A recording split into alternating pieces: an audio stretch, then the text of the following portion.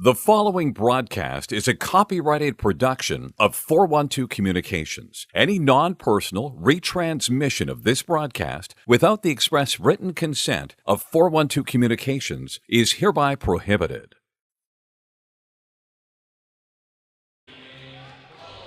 And good evening from Northeast Pennsylvania. We are in Pittston, PA, nestled between the electric city of Scranton and the diamond city of Wilkes-Barre. We are at the Revolution Ice Center, home for the 2023 Eastern States Collegiate Hockey League playoffs, and you're watching live coverage here on the Delaware Hockey Network. Coming up next is our second ESCHL semifinal matchup of the evening, and it is going to be Niagara facing Rhode Island. Hello, I'm Aaron Elprin alongside Mark McClure as we get you ready for puck drop. And to get to this game yesterday, Mark, Rhode Island needed to do some work late in their quarterfinal game just to get into the semifinal matchup. Yeah, the Drexel Dragons gave them pretty much everything they could handle. URI had to battle from a 3-2 deficit in that game. They started with the early lead 1-0, but kind of fell apart a little bit, gave Drexel the lead back, and then coasted into the final 10 minutes down a goal, but picked up 2 goals in the stretch of about 2 minutes with under 10 minutes to play. A really great late surge from the Rams to find a way to get into this game. And at this point, after the elimination earlier today of Stony Brook, they're the only team with their season on the line that's still in this tournament. Yeah, URI coming from behind in that one. As Mark mentioned, they were trailing in the third period, but they got that late charge, 2 goals within a 2-minute period span, and URI ends up skating away with the victory. They were led by Dylan Weichselbaumer. 2 goals for the Rams, the first goal of the game as well as the game winner. That win earned URI the spot in tonight's semifinal game, and it was also a milestone victory for head coach Joe Augustine, his 700th as the Rams head coach. Just a monumental achievement to accomplish as a head coach with one program for a sustained period of time. 700 wins, a major accomplishment for sure. Yeah, just one of the best coaches in the ACHA, in the history of the ACHA, to be able to command this Rhode Island team for as long as he has. And to get a win like that in a stage like this, I think is so special for a head coach to pick up your 700th win in a playoff atmosphere. Definitely gives your team some juice coming into these playoffs, and they're going to try and get number 701 and try to punch that ticket to the championship game tomorrow afternoon. Standing in their way, though, is the 2 seed in the ESCHL playoffs. It is the Niagara University Purple Eagles. Their head coach, Tom Moradian, also achieving a milestone here earlier on this season, here late in the second part of the season, actually, his 50th win in just 2 seasons as head coach. So a little bit more of the youthful look behind the bench for Niagara, but certainly something to be proud of in terms of that accomplishment. They have 22 wins on the season, 22-11-1. They come in as the 2 seed here in the ESCHL tournament. They've already punched their ticket to nationals coming up later on this month. They want that conference tournament as well. They'll have to go through Rhode Island in order to get into the final game tomorrow. Let's meet the starting lineups as we get ready for puck drop here from Revolution Ice Center. Once again, fans, good evening, and welcome to the Revolution Ice Center in Pittston, Pennsylvania, home of the 2023 Eastern States Collegiate Hockey League postseason tournament. This semifinal matchup pits the number 3 seeded Rhode Island Rams against the number 2 seed, the Niagara University Purple Eagles. Yesterday's quarterfinal win over Drexel for the Rhode Island Rams gave Coach Joe Augustine his 700th ACHA coaching win. Congratulations to Rhode Island mainstay Joe Augustine on this monumental coaching career accomplishment. And now, fans, let's meet the starting lineups, starting with Joe Augustine's Rhode Island Rams. Starting in goal from Foster, Rhode Island, number 30, Curtis Briggs. On the bench from East Ice from New York, number 5, Mike Costello. And from Long Beach, New York, number 23, Roman Jada. At left wing, from Narragansett, Rhode Island, number 25, Kevin Canada.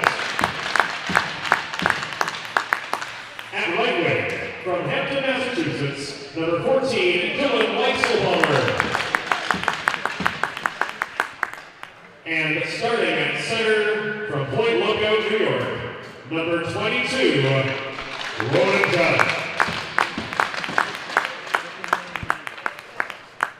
And now the starting lineup. For the Niagara Purple Eagles, coached by Tom Romania.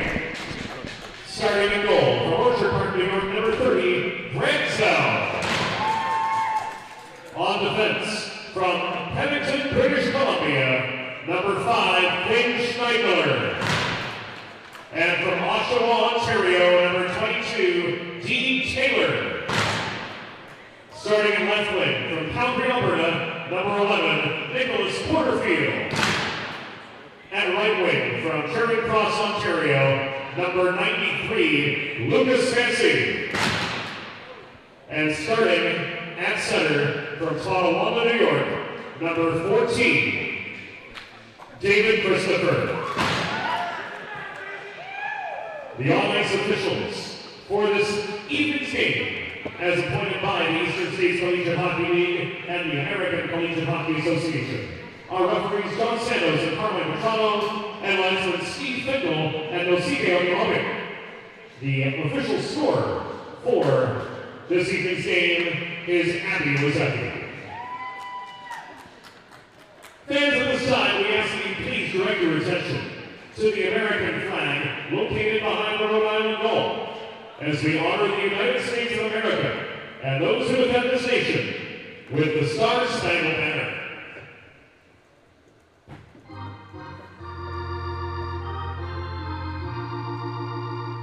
Oh, say, can you see by the dawn's early light what so proudly we hailed at the twilight's last gleaming, whose broad stripes and bright stars through the perilous fight o'er the ramparts we watched were so gallantly streaming, and the rockets red glare almost bursting in air, did prove through the night that our flag was still there.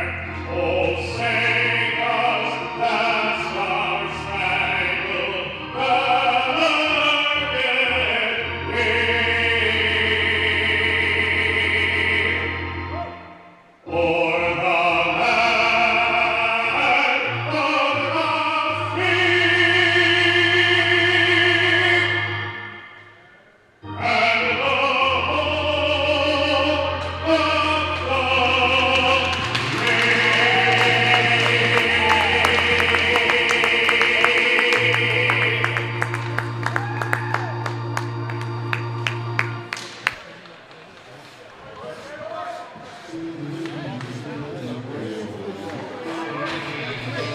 It's the Eastern States Collegiate Hockey League playoffs, live from Revolution Ice Center in Pittston, Pennsylvania, Niagara, and Rhode Island in the league semifinals. Hello, I'm Aaron Elprin alongside Mark McClure for the call of tonight's game. James Witherite, our technical director, Jeff Jazarowski, our videographer, as these two teams look to join Pittsburgh in tomorrow's league championship game. It is the number 3 seed Rhode Island Rams coming in with a record of 24-8-2 against the number 2 seeded Niagara University Purple Eagles. They come in with a record of 22-11-1. As mentioned, the winner earns the right to meet the Pitt Panthers tomorrow in the finals at 12 noon. Excited for what should be a great matchup as Rhode Island comes in with some momentum after a come-from-behind victory yesterday to earn their spot in the semifinals. Niagara with a little bit more rest as they had a quarterfinal bye. And we are underway with the first period, brought to you by First State Ice Hockey, committed to building the next generation of youth hockey players under the philosophy of one state, one goal. Learn more about their classes, clinics, events, and growing summer programs by visiting firststateicehockey.com. Puck in the neutral zone. Schneidmiller inside of his own blue line, starting to break out up the left wing wall. Porterfield unable to settle that one down, and it comes back to Schneidmiller inside the Niagara end. Pass up the right wing, and that one ends up going out of play on the far wall. Both teams will make an early change, not even 30 seconds into the action.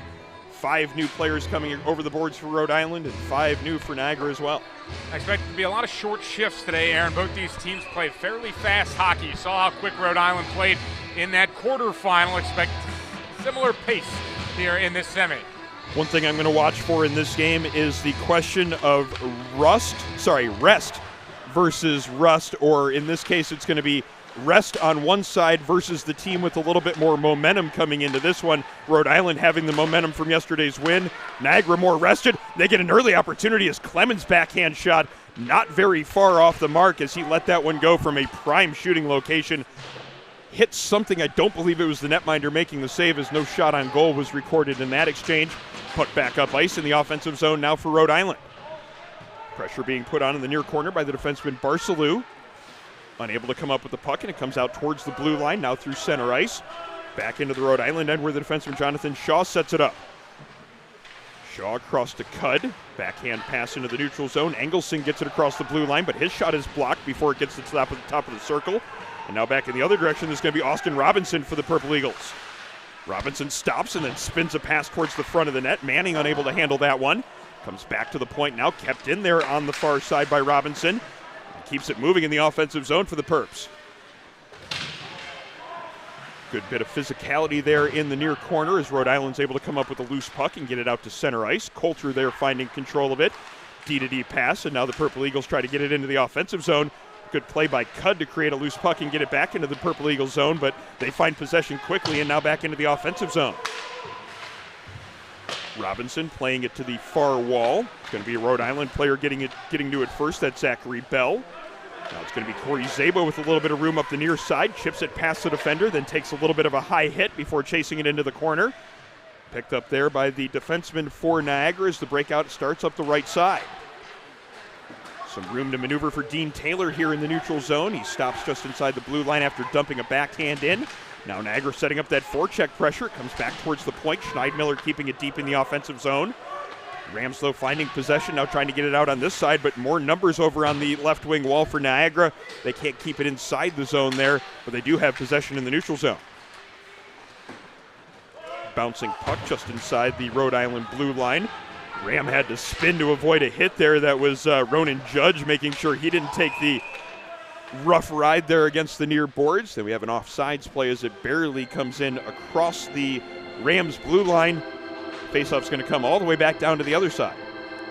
Both sides throwing their body around early in this game. A lot of the other matchups that we've seen haven't been nearly as physical, at least to start the game. Niagara definitely throwing their weight around. Faceoff won and then kept inside the zone by Rhode Island, now trying to put some pressure on down below the goal line. Neither team able to really gain much of an advantage of that play in behind the net. Finally, it's going to be Christopher trying to dig a loose puck out of here. A player ends up taking a rough ride, slow to get back to his skates as the Rhode Island player, and now it's going to be a little bit of a lane for Niagara to work the breakout. Passes through the legs of Christopher, and now it's onto a Rhode Island stick. Trying to counter and move it back into the opposite direction as Weichselbaumer plays that one forward and across the Niagara blue line. Going to be picked up there, however, by number 3, Davies. Davies again in the corner as he spins a backhand pass behind the net.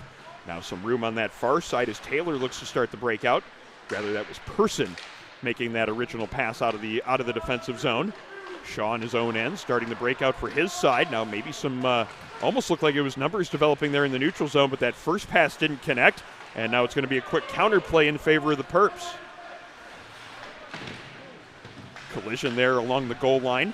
Niagara coming out of that pile with the puck and a quick opportunity in front. 2 different chances as Christopher had the first shot. Goaltender Briggs trying to scramble to get back into position as the puck is underneath the defenseman. Took a while for that whistle to come.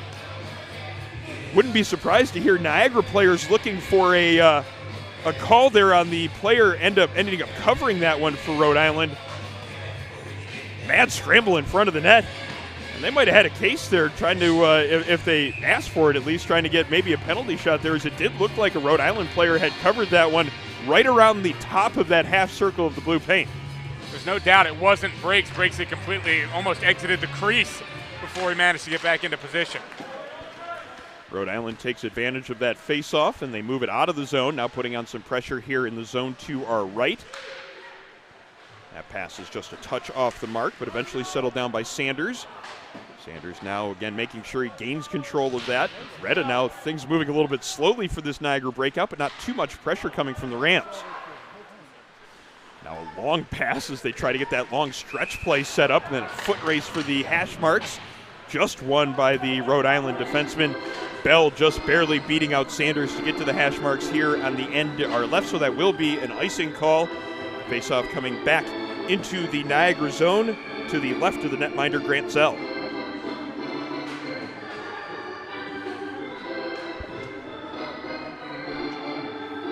It's going to be Shevlin on against Sanders for the draw, scrambled, and it sits between the two defensemen's feet. Eventually it's going to be Seth Calder spinning it around behind the net where he finds his defensive partner. Rhode now back up this near side as the puck comes back towards the blue line, but it's kept in on the play. As making sure that one kept moving was the defenseman, number 20, Dimitri Foran. Stoppage in play with 15:10 to go in the first period. Only 2 shots on goal recorded so far. Almost 5 minutes of gameplay gone, both of those in favor of Niagara. It's going to be Rhode Island with the offensive zone draw, though. There's an opportunity to get that first shot, just to see one go up on the board, give Rhode Island some confidence, because they're just getting beat down in the offensive zone by Niagara. And certainly in terms of what they do when they get it in the offensive zone for the Rhode Island Rams, they haven't been able to establish much time there, as frequently it's been into the zone and then Niagara establishing possession and quickly moving it back out of the zone, if not taking their time along the goal line before doing so.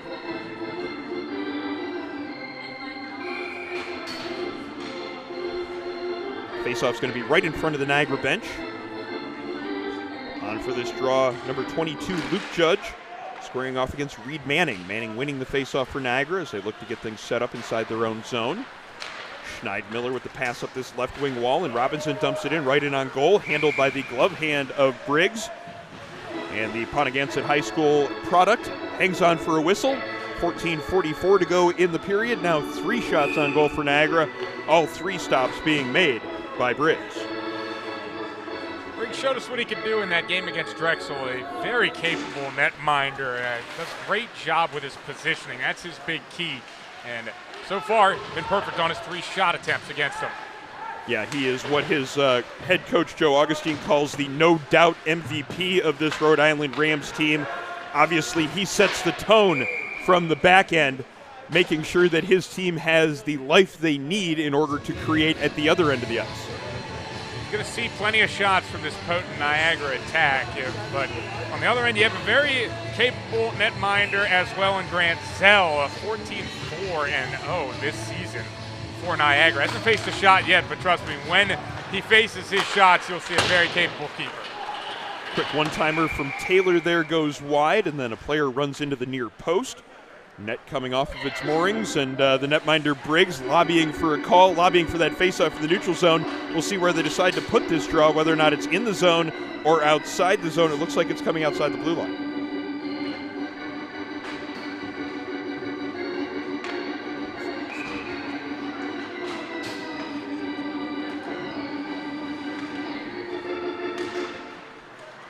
Moment to allow the broadcast to breathe as we hear the saber dance on the organ. Play continues here as we approach the 14-minute mark of period number 1. Still looking for our first goal. There's a great opportunity as a quick stuff play attempted there by the Lockport native David Bunn. Around behind the net, Robinson tracks it down there, creates a loose puck. Ends up coming free, and now it's going to be Shaw looking to break it up ice, but it's going to be intercepted just inside the blue line. Bunn with his second good play of the shift. Now looks to establish a little bit of time here low inside the offensive zone. Forecheck ends up creating a loose puck, and now it's kept in at the far point as Davies spins it around behind the net where he finds Gilberts. Gilberts with a lot of room over there. He finds Schneidmiller coming in from the point. Pass just a little bit off, and the shot ends up going high and wide into the protective netting behind the Rhode Island net. Niagara, though, starting to swarm a little bit in the offensive zone, establishing a little bit of that momentum and certainly driving the direction of this game in the first 6 minutes plus. And forcing Rhode Island into some long defensive shifts. Bunn did a great job keeping that in the zone to create that chance to begin with in the high slot. just went high off the stick.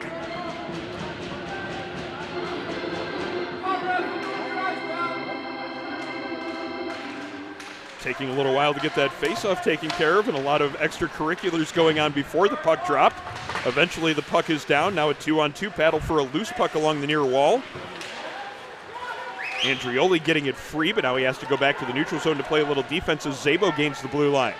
Szabo steps around the defender Person, goes to the ice, and then rejoins the play to put some forecheck pressure on. Niagara getting it away from that pressure and forcing it up the ice. Going to have to be clubbed down along his own blue line by Logan Clavit. Andrioli back up the right wing wall, gets it across the blue line, then dumps it in, then heads to the bench for a change. As Niagara makes that change, that allows the Rams to get it in up the near side. Dumped in by Dimitri Forand, and now the Rams complete a change of their own. Pressure over there by Luke Judge allows the Rams to stay here in the offensive zone. Judge with a backhand pass between his legs, then lets a shot go. That one just missing the net wide. Shot in on goal, it looked like a pretty easy save, but there was a rebound that I would not have expected on such a shot. Defense in the right place there to make sure that puck was cleared out of danger, but Rhode Island getting a little bit of zone time here as Costello comes in from the point to keep the play moving. He's got the puck on his stick again and lets a hard wrist shot go. Good save by the netminder there as Zell stuck out the right pad to make the stop. Porterfield soft dump in there on the far wall, but Rhode Island gets to it quickly. They can't get it out of the zone though on that first attempt. Going to require a little bit of extra work from Kevin Kanazit to get that one out to center. Eventually it's going to be Weichselbaumer getting the dump into the offensive zone, and 5 new Rams come over the boards. Yeah, and Aaron, it looks like Rhode Island's starting to get into this game a little more offensive pressure, rifling off a couple of shots at this point. Just one on goal registered, but Rhode Island starting to get Niagara a little more on their heels. Playing at the proper end of the ice if you're looking at it from the Rhode Island perspective. Been a lot of play in their own zone in the first 6 minutes. Here's another opportunity for Niagara. That was Sanders down low. Puck just rolled on him slightly before he let the shot go. Rather easy save for Briggs as we have 11:26 now to play in period number 1. And if you've been injured on the job or in a car accident, you know how challenging and overwhelming it can be to navigate the recovery process. That's why having a trusted and caring representative by your side is essential to helping you with the complex world of workers' compensation and personal injury. The law offices of Long and Greenberg will guide you through every step of the process, from filing your claim to representing you in hearings and appeals. Call the law office of Long and Greenberg, 302-466-LONG, to schedule a free consultation. Briggs making another stop and another face-off coming up here in the zone, in the dot to the near side of the offensive zone for Niagara. Another quick shot coming in from the point. Quinn Schneidmiller stepping into that one there. Briggs making another stop, that one with the blocker hand arm. Niagara again forcing a loose puck with the forecheck. Shot comes right towards the net, is redirected late. Ryland Clemens getting a stick on that, unable to get it past Briggs, but they keep it moving as Taylor walks in from the left point. Now back to Clemens at the point. He lets a shot go. That one hits a body in front, almost ended up perfectly on the stick of Tyfair. Just a little bit out of his reach to let that backhand in on net. He's got a big frame, though, standing in front. Good screen, making it hard for Briggs to see the puck coming in. Yeah, 2 different players setting up in front of the net as walking in from the point is Schneidmiller. Had the screen there. Briggs managed to see through it and make the stop. But the little bit of tide that Rhode Island had managed to stem in the previous shift, it seems that Niagara has gained that momentum right back with this shift. Yeah, it's the ice going back Niagara's way, pushing URI to the brink a couple of times, but Briggs keeping him in it with 9 tremendous saves in the first 10 minutes. I got to imagine that they're going to have to rely on him to make sure he is on top of his game here today if they're going to manage to knock off the number 2 seed in the conference. The Niagara Purple Eagles come into this game as technically the co-champions of the league, sharing the same record with Pitt. Pitt earned the right to be the champions of the league, however, due to winning the tiebreaker of winning more of the head-to-head matchups with Niagara. But Niagara equally as good as Pitt. They'd like a chance to prove it in the championship game tomorrow, at least so far here in this first period, with the exception of a few forays into the offensive zone for Rhode Island. They've done what they needed to do, yet to get one past the netminder, though, Briggs. You talked about rest versus rust. Rest is winning it now. Niagara looks fresher out there right now. But Briggs is the X factor in this game for Rhode Island. Got to score to win, and he's prevented everything. Goaltenders are always the X factor when it comes to playoff hockey. I would expect that to be no different here in this game. And Rhode Island certainly going to lean on their MVP to make sure he is as good as he possibly can be. Under 10 minutes to go in the period as Niagara again sets up some offensive zone time. Good play, though, as Zachary Bell gets that one away from Manning and now carries it up the right wing wall. Looking for a drop pass. He gets that one back. And then the shot taken there, right just wide of the net as the pass was dropped off there. Forehand to Bell and then just missing wide. Niagara finding possession, quickly moving it up ice. Manning has a lot of room up that right wing wall. He's got a man driving towards that far post. Tried for that shot in on goal with the rebound there, but Briggs managed to deflect it with the right arm into the corner as opposed out towards the front of the net.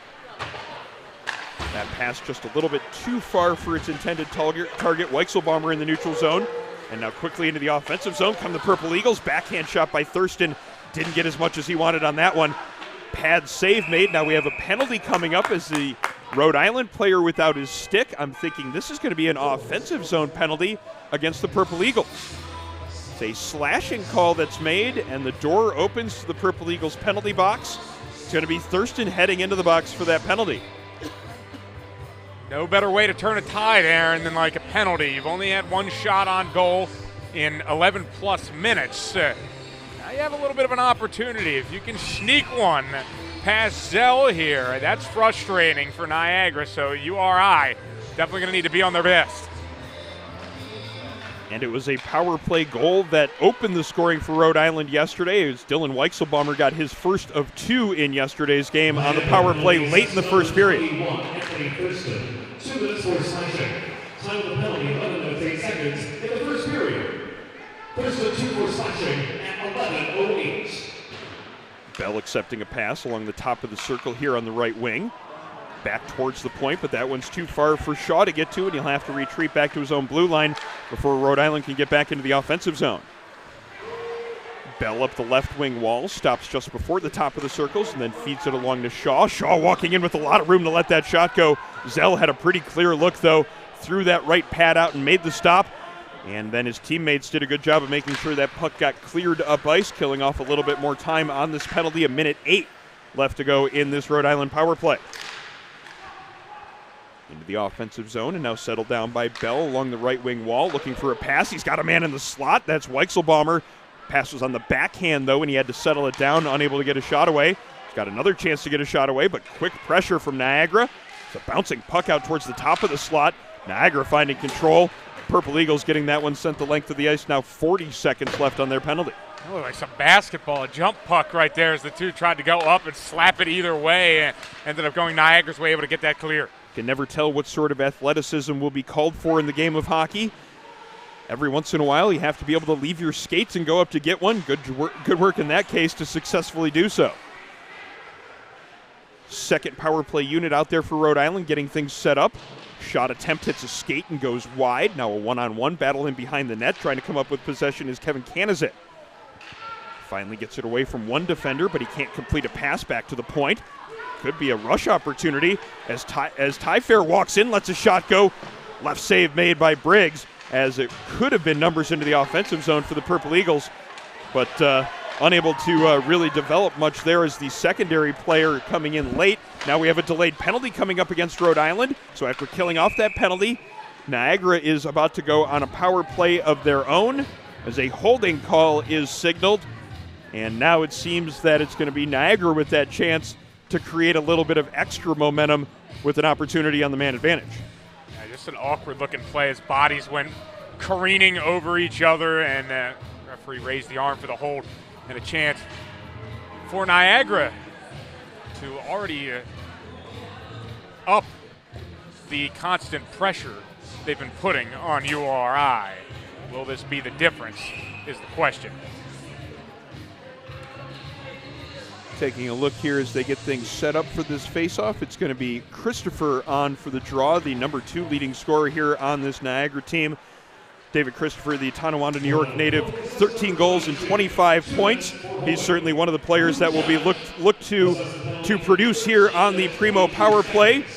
You too can score on the Primo Power Play. Visit your local neighborhood Primo Hoagies at 1278 Baltimore Pike in Kennett Square, PA, to experience Primo's old-fashioned style Italian specialty sandwiches.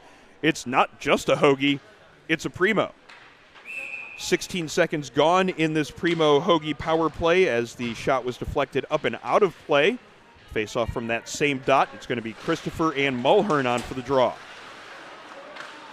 Rhode Island ends up winning the draw, but Niagara finds possession, and now they get things set up. Person at the midpoint. Doesn't see anything he likes, and then ends up turning it over. Mulhern now one-on-one. Just ends up dumping it into the offensive zone as the back pressure was coming in the form of number 93, Lucas Fancy. Back up ice comes Person, gaining the line. He has some speed, tries to get around the one defenseman. Settles it down eventually, but can't get control maintained for long enough to keep Rhode Island from sending that one the length of the ice. First 50 seconds gone in this penalty kill. And really a picture-perfect kill so far from URI. They've held their position really well. They've put pressure on the point and created turnovers just like this one. Seems that Niagara wants to play with speed on the power play, but they've been able to get that coordinated properly. Still 50 seconds remaining for them to do so. Ty Fair up the left wing wall, stops along the hash marks, and now circles back towards the midpoint. Ty Fair gives it to Sanders, now down low, and back to Ty Fair at the right-hand wing there. Ty Fair at the midpoint, tries to get a shot through. That one's blocked on the way, though. Niagara maintains possession. Now Schneidmiller lets that shot go through. He had a screen in front of the net. Looked like there might have been a touch of a redirection by Devin Sanders in front, but Briggs still makes the save and then gets a block from his teammate Dylan Weichselbaumer. Weichselbaumer getting the block and then sending it the length of the ice before he heads to the bench for a change. Now just 14 seconds remaining on this penalty kill for URI. Schneidmiller through the middle of the ice. Soft pass to Clemens, and he circles back towards the Wilkes-Barre Scranton Knights logo at center ice. And now the URI penalized player has returned as we're back to 5-on-5 as a slap shot comes in on goal. Schneidmiller not getting as much as he wanted on that one. Briggs with a fairly routine save. Ty Fair down low where he finds Andrioli. Andrioli gets away from one check. Now he stops along the far side, gets that pass out in front of the net. Clemens had two players on him. Had to catch it with the skate, unable to really settle it down and do much with it. But Ty Fair picks him up and finds possession. Can't get that pass connected on. And as we approach 4 minutes to play in the period, Rhode Island looks to get that puck broken out of their zone up the near side, but Andrioli forces a little bit of a loose puck and a turnover in center ice. Back through the neutral zone as Francesco Retta plays it up the near wall. A little bit of physicality there in the neutral zone, but not too much, as this has been a fairly clean game thus far. Not too much hitting in terms of either side trying to really establish that tone yet. Still plenty of time for that, though, if that's what you like. Some speed here through center ice as it's Coulter letting that shot go. Pad saved by Briggs as that one probably would have missed wide. Coulter again finding possession of it. Gets it along to Gilberts. Gilberts now back to the point. Retta shot through traffic. Pad saved by Briggs. I don't know if he saw that one, though. Good position was required to make sure he made that stop. Bunn gets knocked down, unable to find that loose puck, but now he's got a chance to pick up another one there. A little bit of help from the point as Coulter let a shot go. That one missing just wide. Niagara again establishing a little bit more zone time here, Mark. Yeah, a lot of pressure coming on. 3 shots this shift alone. But maybe Rhode Island has the break opportunity here. Pass comes across in front. Unable to settle it down to Szabo as Rhode Island looked to get that transition play going, but now there's going to be a penalty coming up as you see the referee in the offensive zone signaling the penalty. And we'll see who this one's going to based on the way the players are reacting. This one looks like it's against Niagara.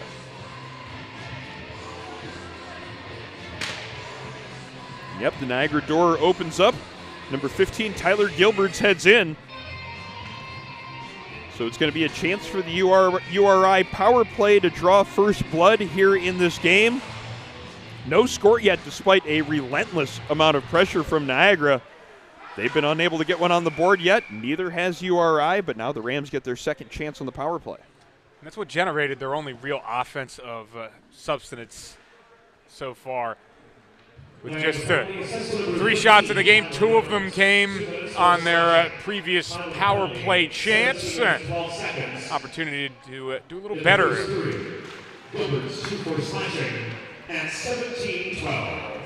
Slashing penalty is called out there on the public address. That's just going to be Costello leading the breakout, getting it up to Weichselbaumer. Weichselbaumer now into that far corner, back to the point to Costello. Costello along to Ronan Judge. He walks in and declines the shot opportunity that was there. Now back to Costello on the left side. Back to Ronan Judge, and he's got a screen in front. Let that shot go. Had Canizet in front. Not sure if he ended up making the stop or if it was the screen in front of the net that ended up knocking that one off to the side. Shot on goal is credited, though, so 14-4 now the current shots on goal as the Rhode Island power play still has it set up here in the offensive zone. Judge slides in from his point position, now down along the goal line, accepts another pass back. Still 1:05 to go in this Rams power play as they look for that pass right out in front of the net. Eventually make a pass towards the point. Costello lets a hard wrist shot go. Glove save is made by the Niagara netminder Grant Zell. And the first 59 seconds of this Niagara penalty have gone by the wayside as 5 new Rams come out and 5 new Purple Eagles come out for the last minute 1 of the power play. That was some good leather there from Zell. Trying to go for the top corner. Zell hasn't been pressured much. That was one of the tougher saves he's had to make. But 5 for 5.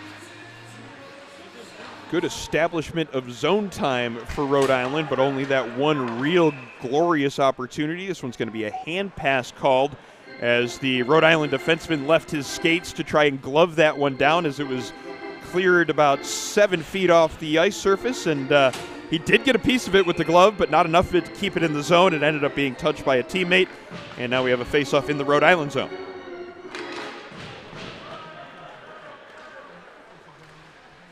Rams settling it down, now looking to start the breakout here on the near wall as Shaw makes that original pass, getting it to Cordero. Cordero drop pass, and Niagara player's the only one there. Always got to check where that drop pass is going before you give it away. Andrioli trying to take advantage, but he's unable to get himself towards the net front to get a shot off. Now he just puts a little bit of pressure on the penalty kill. Puck over to the near wall where Mulhern will gain the offensive zone blue line. Drops a pass back. That one just a little bit off. Still Rhode Island's going to keep it in here at the blue line. That is Bell making sure it didn't come out across the blue line. Setting up that pass over to the far side. Quick shot in on goal. Good save as a couple of tests here for Zell here on this penalty kill. He has been up to the challenge so far, and now just 2 seconds remaining on the Niagara penalty. Niagara creates a loose puck, and now they settle it down as Taylor will look to start it up the far side. He had more time than I think he realized. Ends up giving possession right back to Rhode Island as we have 35 seconds to go in the period. Puck sent in just wide of the Rhode Island net, and it was just from the Niagara side of the center ice red line. So that one's going to be an icing. And with 31.9 seconds remaining, have another face-off in the offensive zone for Rhode Island. It's going to be to the blocker hand side of Zell. So far, each team has had an opportunity on special teams to get something going. 0 for 2 on the power play for Rhode Island, 0 for 1 for Niagara. Back to 5-on-5 action for the last 30 seconds. See if either team can make one last push to create something before the first period comes to a close. Rhode Island has it in the offensive zone as they look to establish a little bit of pressure. Loose puck is created, but that comes dangerously across the blue line. There were 2 Purple Eagles in the way there. Fortunate were the Rhode Island Rams that didn't end up in a break opportunity in the other direction. Ronan Judge trying to create a last-second opportunity as we have just 2 seconds remaining. Puck pinned to the far wall, and that's where it will sit as the horn goes to signal the end of period number 1. No score after 20 minutes of play. Niagara had plenty of chances, as did Rhode Island. Neither team, though, could get on board.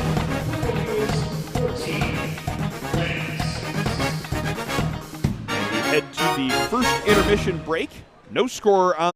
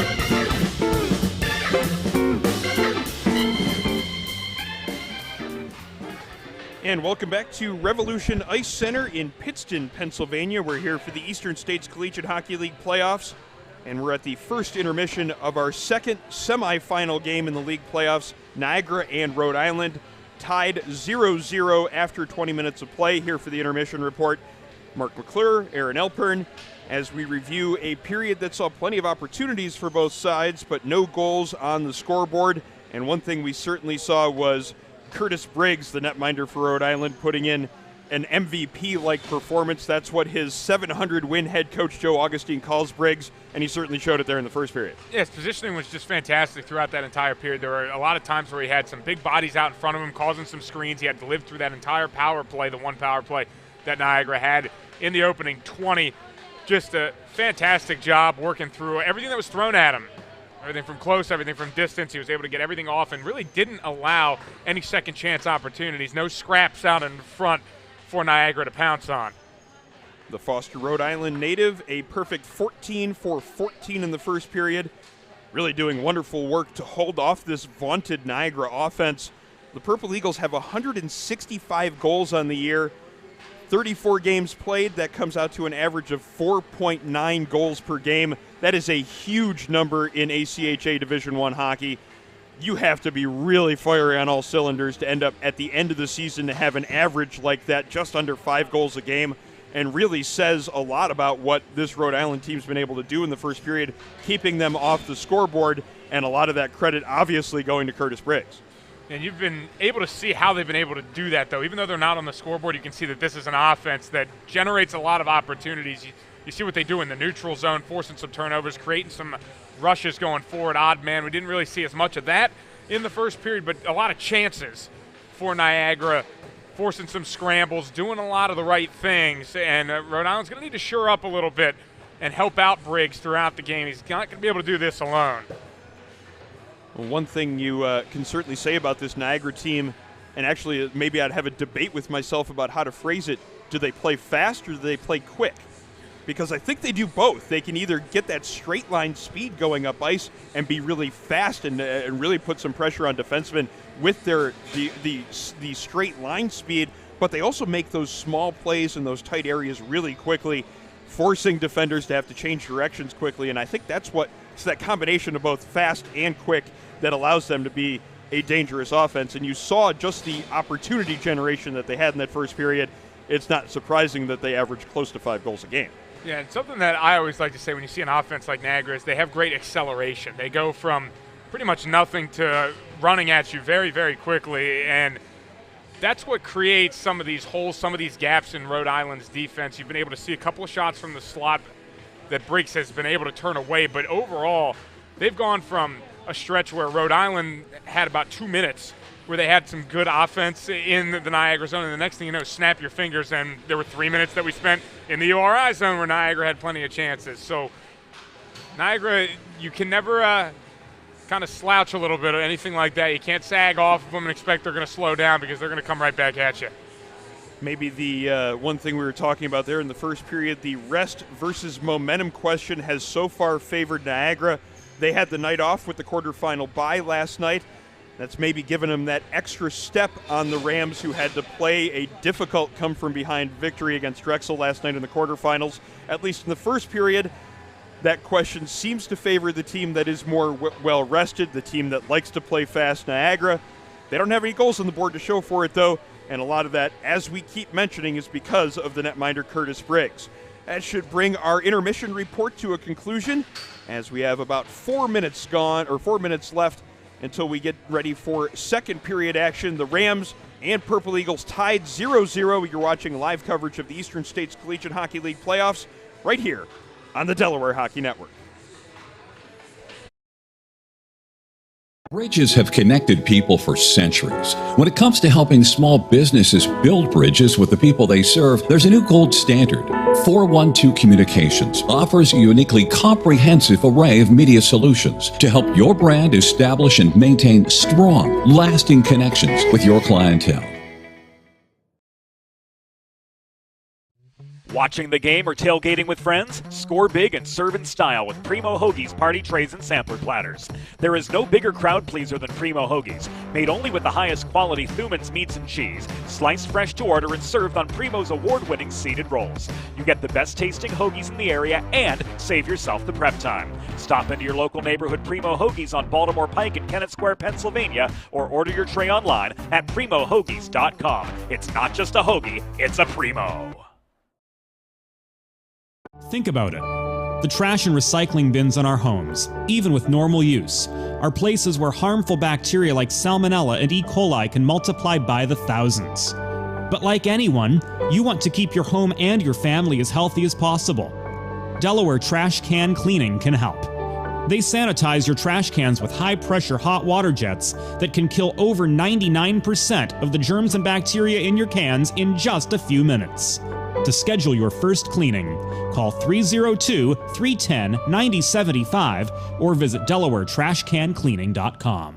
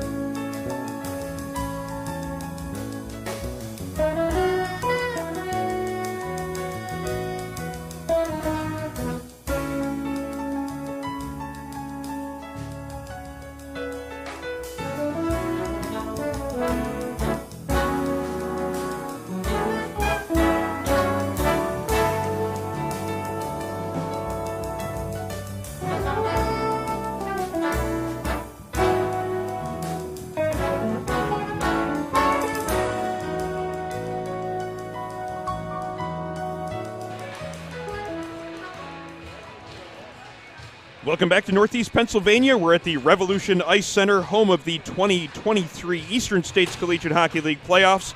You're watching live coverage of the semifinals right here on the Delaware Hockey Network. And we're ready for period number 2 of this semifinal matchup between Rhode Island and Niagara. tied 0-0 after 20 minutes of play. Good evening. My name's Aaron Elpern alongside Mark McClure for the call of this evening's game. Our technical director, James Witherite, camera operator, Jeff Jazarowski, as we bring you live coverage of the ESCHL playoffs right here on Delaware Hockey Night. 0-0 in the first period, but plenty of opportunities for the Niagara Purple Eagles as they spent a good portion of that period in the offensive zone. Nothing to show for it yet, as the Rhode Island netminder Curtis Briggs was absolutely perfect in the first frame. Second period underway, and it's brought to you by the Hooper family, longtime supporters of Delaware Blue Hens hockey and of tonight's live coverage on the Delaware Hockey Network. Puck in the offensive zone here for the Purple Eagles as they're unable to keep it in as it comes to the far wall. Schneidmiller making sure it gets set right back into the offensive zone where Costello will pick it up in the near corner. His pass is intercepted. Now a moment and an opportunity for the Purple Eagles to put some pressure on. Puck comes out in front of the net. Lucas Fancy trying to settle that one down, just tied up enough to not be able to get a shot away. Dylan Weichselbaumer, the hero for yesterday's win for Rhode Island, drives into the offensive zone, then gets driven himself into the near boards. Loose puck picked up behind the net. And now slowly looking to start the breakout is number 5, Quinn Schneidmiller. Nothing going here yet, but only soft pressure from the Rams. So patiently awaiting that first pass to develop. Now Porterfield gets it into the offensive zone for the Purps. Player gets spilled there in the far corner. Purple Eagles keeping possession as it comes back to the point. Davies' shot hits a stick and goes off into the far corner, but now he has a chance to keep it in at the point. Good work as that puck almost came across the blue line. Gets it down low to Ryland Clemens, though. And Niagara allowed to set up some more time here in zone. That time the puck gets under the stick of Davies, and he has to head back to the neutral zone. Slides it along to Person. Now he's looking for a pass up this near wall. 3 different Rhode Island players on him, and they finally create a loose puck. Now the Rams into the offensive zone. Fagan looking for that shot. Good wrist shot as he got that one up high on the netminder Zell, but the Orchard Park negative making the save and keeping this one a 0-0 game. Hadn't seen that so far today from Niagara. A little turnover in the neutral zone. Lazy pass gets intercepted, creates one of the few chances that URI's had in this game. Niagara back in the offensive end of things as Clemens shakes off a bump and then gets the pass back to the point. Coulter letting that shot go, hits a body in front, and now it's going to be Rhode Island moving it up ice. Pass from Mulhern to Cudd and then deep into the offensive zone. Pass off the back of Tristan Tyfair. Unable to really set something up there in the neutral zone. Tyfair has to go back into his own zone to create a turnover. Now he's winding it up behind his net up the left wing wall. Good play by number 7 on the far side, Dennis Engelson, to create a loose puck and to not allow Tyfair to get that speed going up the left wing. Almost 3 minutes gone here in the second period, still awaiting the game's first goal. As the puck's played into center ice, and now it's going to be Bell looking to bring it back across the blue line for the Rams. Slides a pass along to Engelson. Engelson then can't find a teammate. Now it's going to be Tyfair quickly up ice to Clemens. Clemens tries to cut towards the center. Good defensive play made there by Clavet. And now it's going to be the Rhode Island Rams looking to move it up the near side. Pass to Zabo. Zabo quickly in on goal, then he takes a hit in the neutral zone. Purple Eagles finding possession. That one's turned over, though. Could be a chance in front. Good defense. Francesco Retta tying up his man in front of the net, keeping the Rams from getting that shot attempt. They had the puck in the right area. Just enough defensive trouble there to keep the shot from coming in on goal. Nobody panicked as Engelson got in tight there. A little backhander. Looked like it was coming, but never did. Got poke-checked off the stick. And never came in on Zell. Really good non-panic defense from Niagara when they have it up close. In that case, it's an extra bit of credit given because of the fact that it came after a turnover. Anytime you turn the puck over around your own net, if you have the wherewithal to still play with poise in front of the net, tie your man up, that's not only a good play, that is a bonus good play as well. It's a great play because everyone has a tendency after that turnover to panic. Where's the puck? He knew exactly where it was, stood him up, never gave him any lane to get a shot off. Rhode Island keeping the puck in here in the offensive zone. Good shift so far from this Rams unit. Finally, Bunn gets it away from that pressure and moves it up the right wing, off the glass, and then up over the glass into the seating area. Fan will get a souvenir, though. She's trying to throw it back over the glass. Apparently, she is not interested in an Eastern States Collegiate Hockey League puck. If one of those is offered to me, I'm putting it directly in my pocket. I like pucks as souvenirs, though. I'm a big pucks as souvenirs guy, too. I used to hunt them out underneath bleachers to see if I could find them. I want the logo ones, though, the ones that are used in the games that I call. Those are the ones that I think are pretty cool. I've had a couple times where a puck has come up into the broadcast area, and I've managed to settle it down and put it in my pocket, and then later found out it was just a plain old black puck, and it didn't even have a logo on it. A little bit more zone time here coming from the Rams in this last 3 or 4 minutes.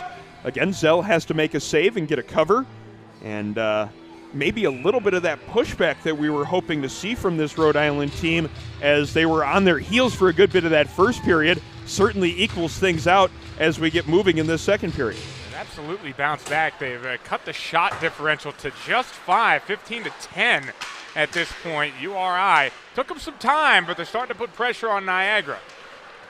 So far, the Purple Eagles netminder, Grant Zell, has been up to any challenge thrown at him, as is his counterpart, Curtis Briggs. Might be talking about a goaltender's duel here after, no matter how much I sit here and talk about the Niagara offense and what they're capable of, the goaltenders so far stealing the show from us. 5 minutes gone here in the second period as Andrioli picks it up here on the near wall. Good back check play as it was Canizet coming back in the neutral zone. Now he has it into the offensive zone. Winds up for a half slap shot. Pad save made by the netminder as maybe Grant Zell feeling a little bit more of the puck on the pads, gaining a little bit of confidence himself. Now we have a penalty coming up as 2 players go crashing into the near corner. A little bit of a response from the Niagara player as the referee over there ready to call the penalty. Didn't quite see which player was responsible for that. We'll have to see what the call that's going to be coming up is. Going to be Niagara taking the penalty here in this case as the Niagara penalty box door is open, that being the strongest indicator of who the penalty is going against. And heading to the box, number 21, Anthony Thurston. One thing I know for certain, coaches hate offensive zone penalties. That's an example of one there. Whether or not you agree with the call, never like seeing anything that's even questionable in the offensive zone. And now the Rams will get a chance. They've gotten a little bit of momentum back here in this game, Mark. Now they get a chance on the power play.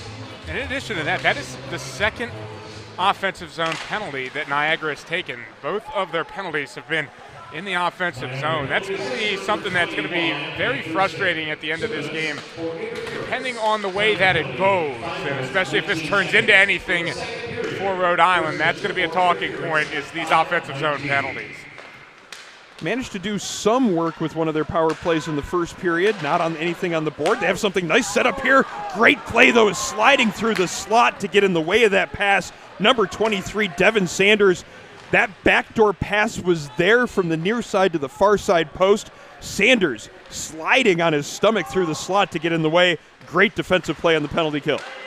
You have to make those snap decisions a lot of times on the penalty kill, and he made a snap decision there because he tied up his own goaltender. If he would have missed that, that would have been trouble, but Sanders timed it perfectly to get down, knotted that thing up, and got it out of the zone.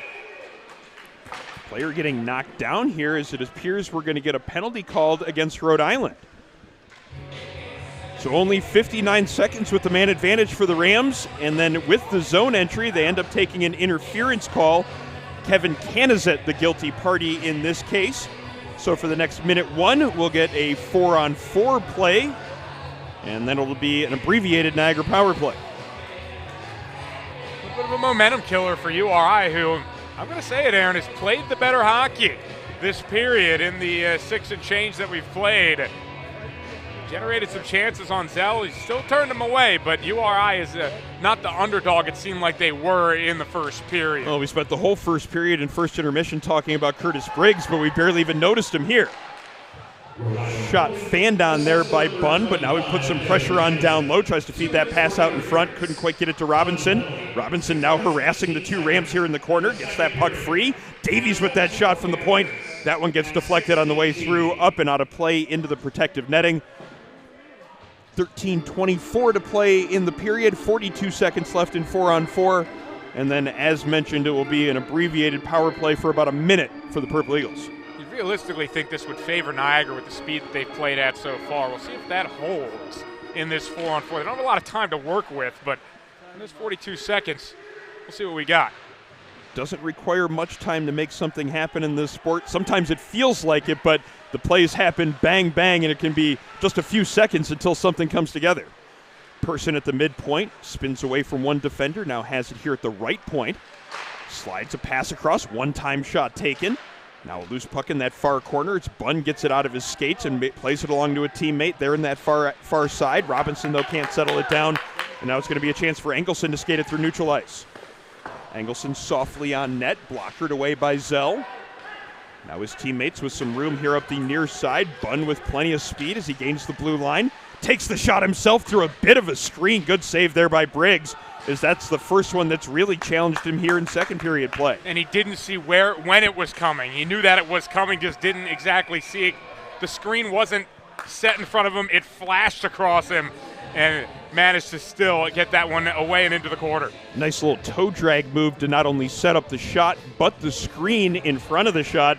Briggs with that good position to make the stop, and still 27 seconds now remaining on this Niagara power play, the Niagara Primo power play. Remember, you too can score on the Primo power play. 1278 Baltimore Pike in Kennett Square, Pennsylvania.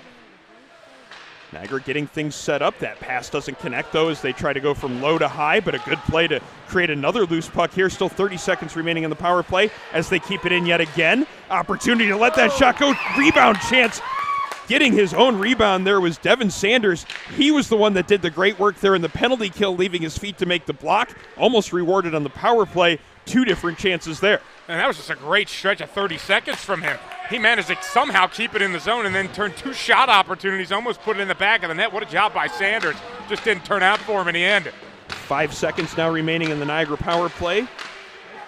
As a puck is stolen away by Dylan Weichselbaumer. Now he's battling in that far corner. Weichselbaumer and Schneidmiller trying to come away with it. Ends up coming back to Weichselbaumer. He lets that shot go. Pretty easy blocker save there from Grant Zell. He had a good clear look at that one. Made it look routine. Rylan Clemens letting a shot go through his screen. I think that one got deflected just slightly. I think when he let it go, he had the line to get it inside the post. Just enough of a change of direction to go wide of that post. Shot is blocked. Coulter following up to try to make sure it stays in the zone, but he'll have to go back into center ice before he can establish possession. Deflected in by Lucas Fancy on the backhand. Now he's putting some pressure on along with Porterfield. Rhode Island reversing course as they try to break it out the near side. Niagara, though, quickly over there to create some pressure. Now they have a loose puck in the neutral zone. Send it right back into the offensive end. Coulter dumping it in. Briggs sets it up for his defenseman. Bell with 2 men on him. Again, this Niagara forecheck has been very effective throughout the game. Maybe some of the evidence of the added rest they have coming into this one. They didn't play last night. Rhode Island had to go to war against Drexel to advance out of that 3-6 game. Szabo into the offensive zone, makes a nice pass there, and he finds his man right in front. That's forehand letting it go. Save made by netminder Zell, and so far these 2 goalies are absolutely perfect through almost half of this contest. 33 shots on goal, 33 saves for these 2 netminders. We just got to see this again. This play right here by Sanders happened moments ago. Gloves that down to keep it in the zone, fires one in from the slot, gets close, lost his footing as he tried to get the rebound.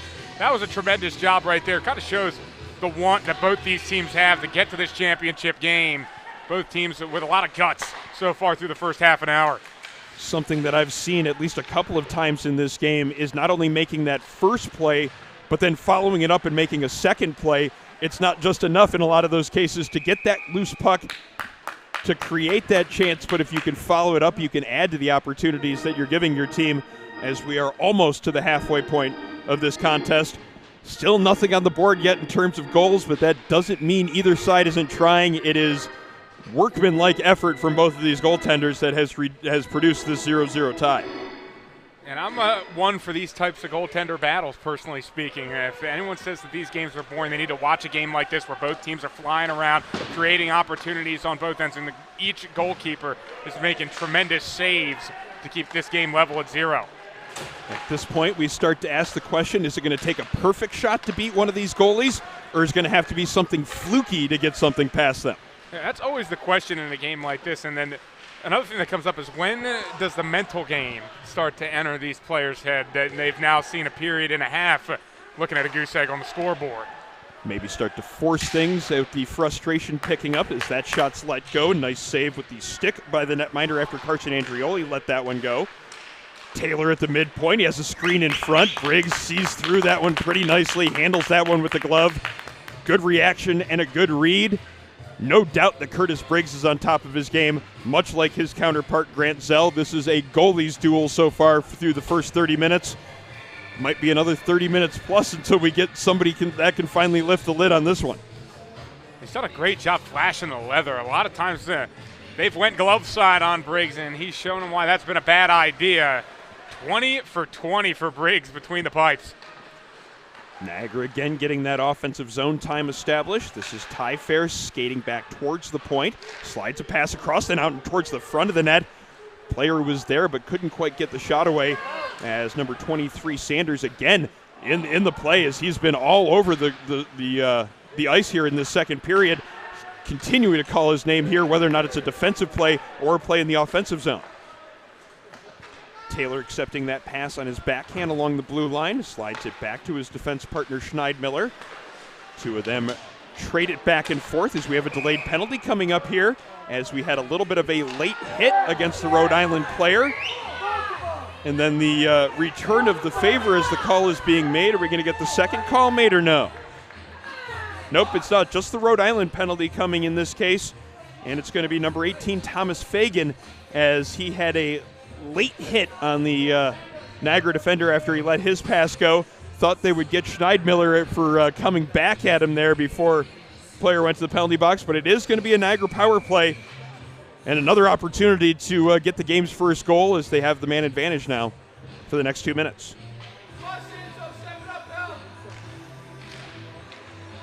Face-off won by Niagara, but it ends up slowly rolling back into the neutral zone. They'll get things set up there as Sanders below our broadcast position. Thomas Fagan, 2 minutes for roughing. Time of penalty 11 minutes 24 seconds. In the second period, Fagan 2 for roughing at 11:24. Two Rams over there at below our broadcast position, making it a little bit difficult there for Niagara to get it up ice. Eventually they do so, now having it set up in the offensive zone. Ty Fair along the hash marks. Pass to Schneidmiller.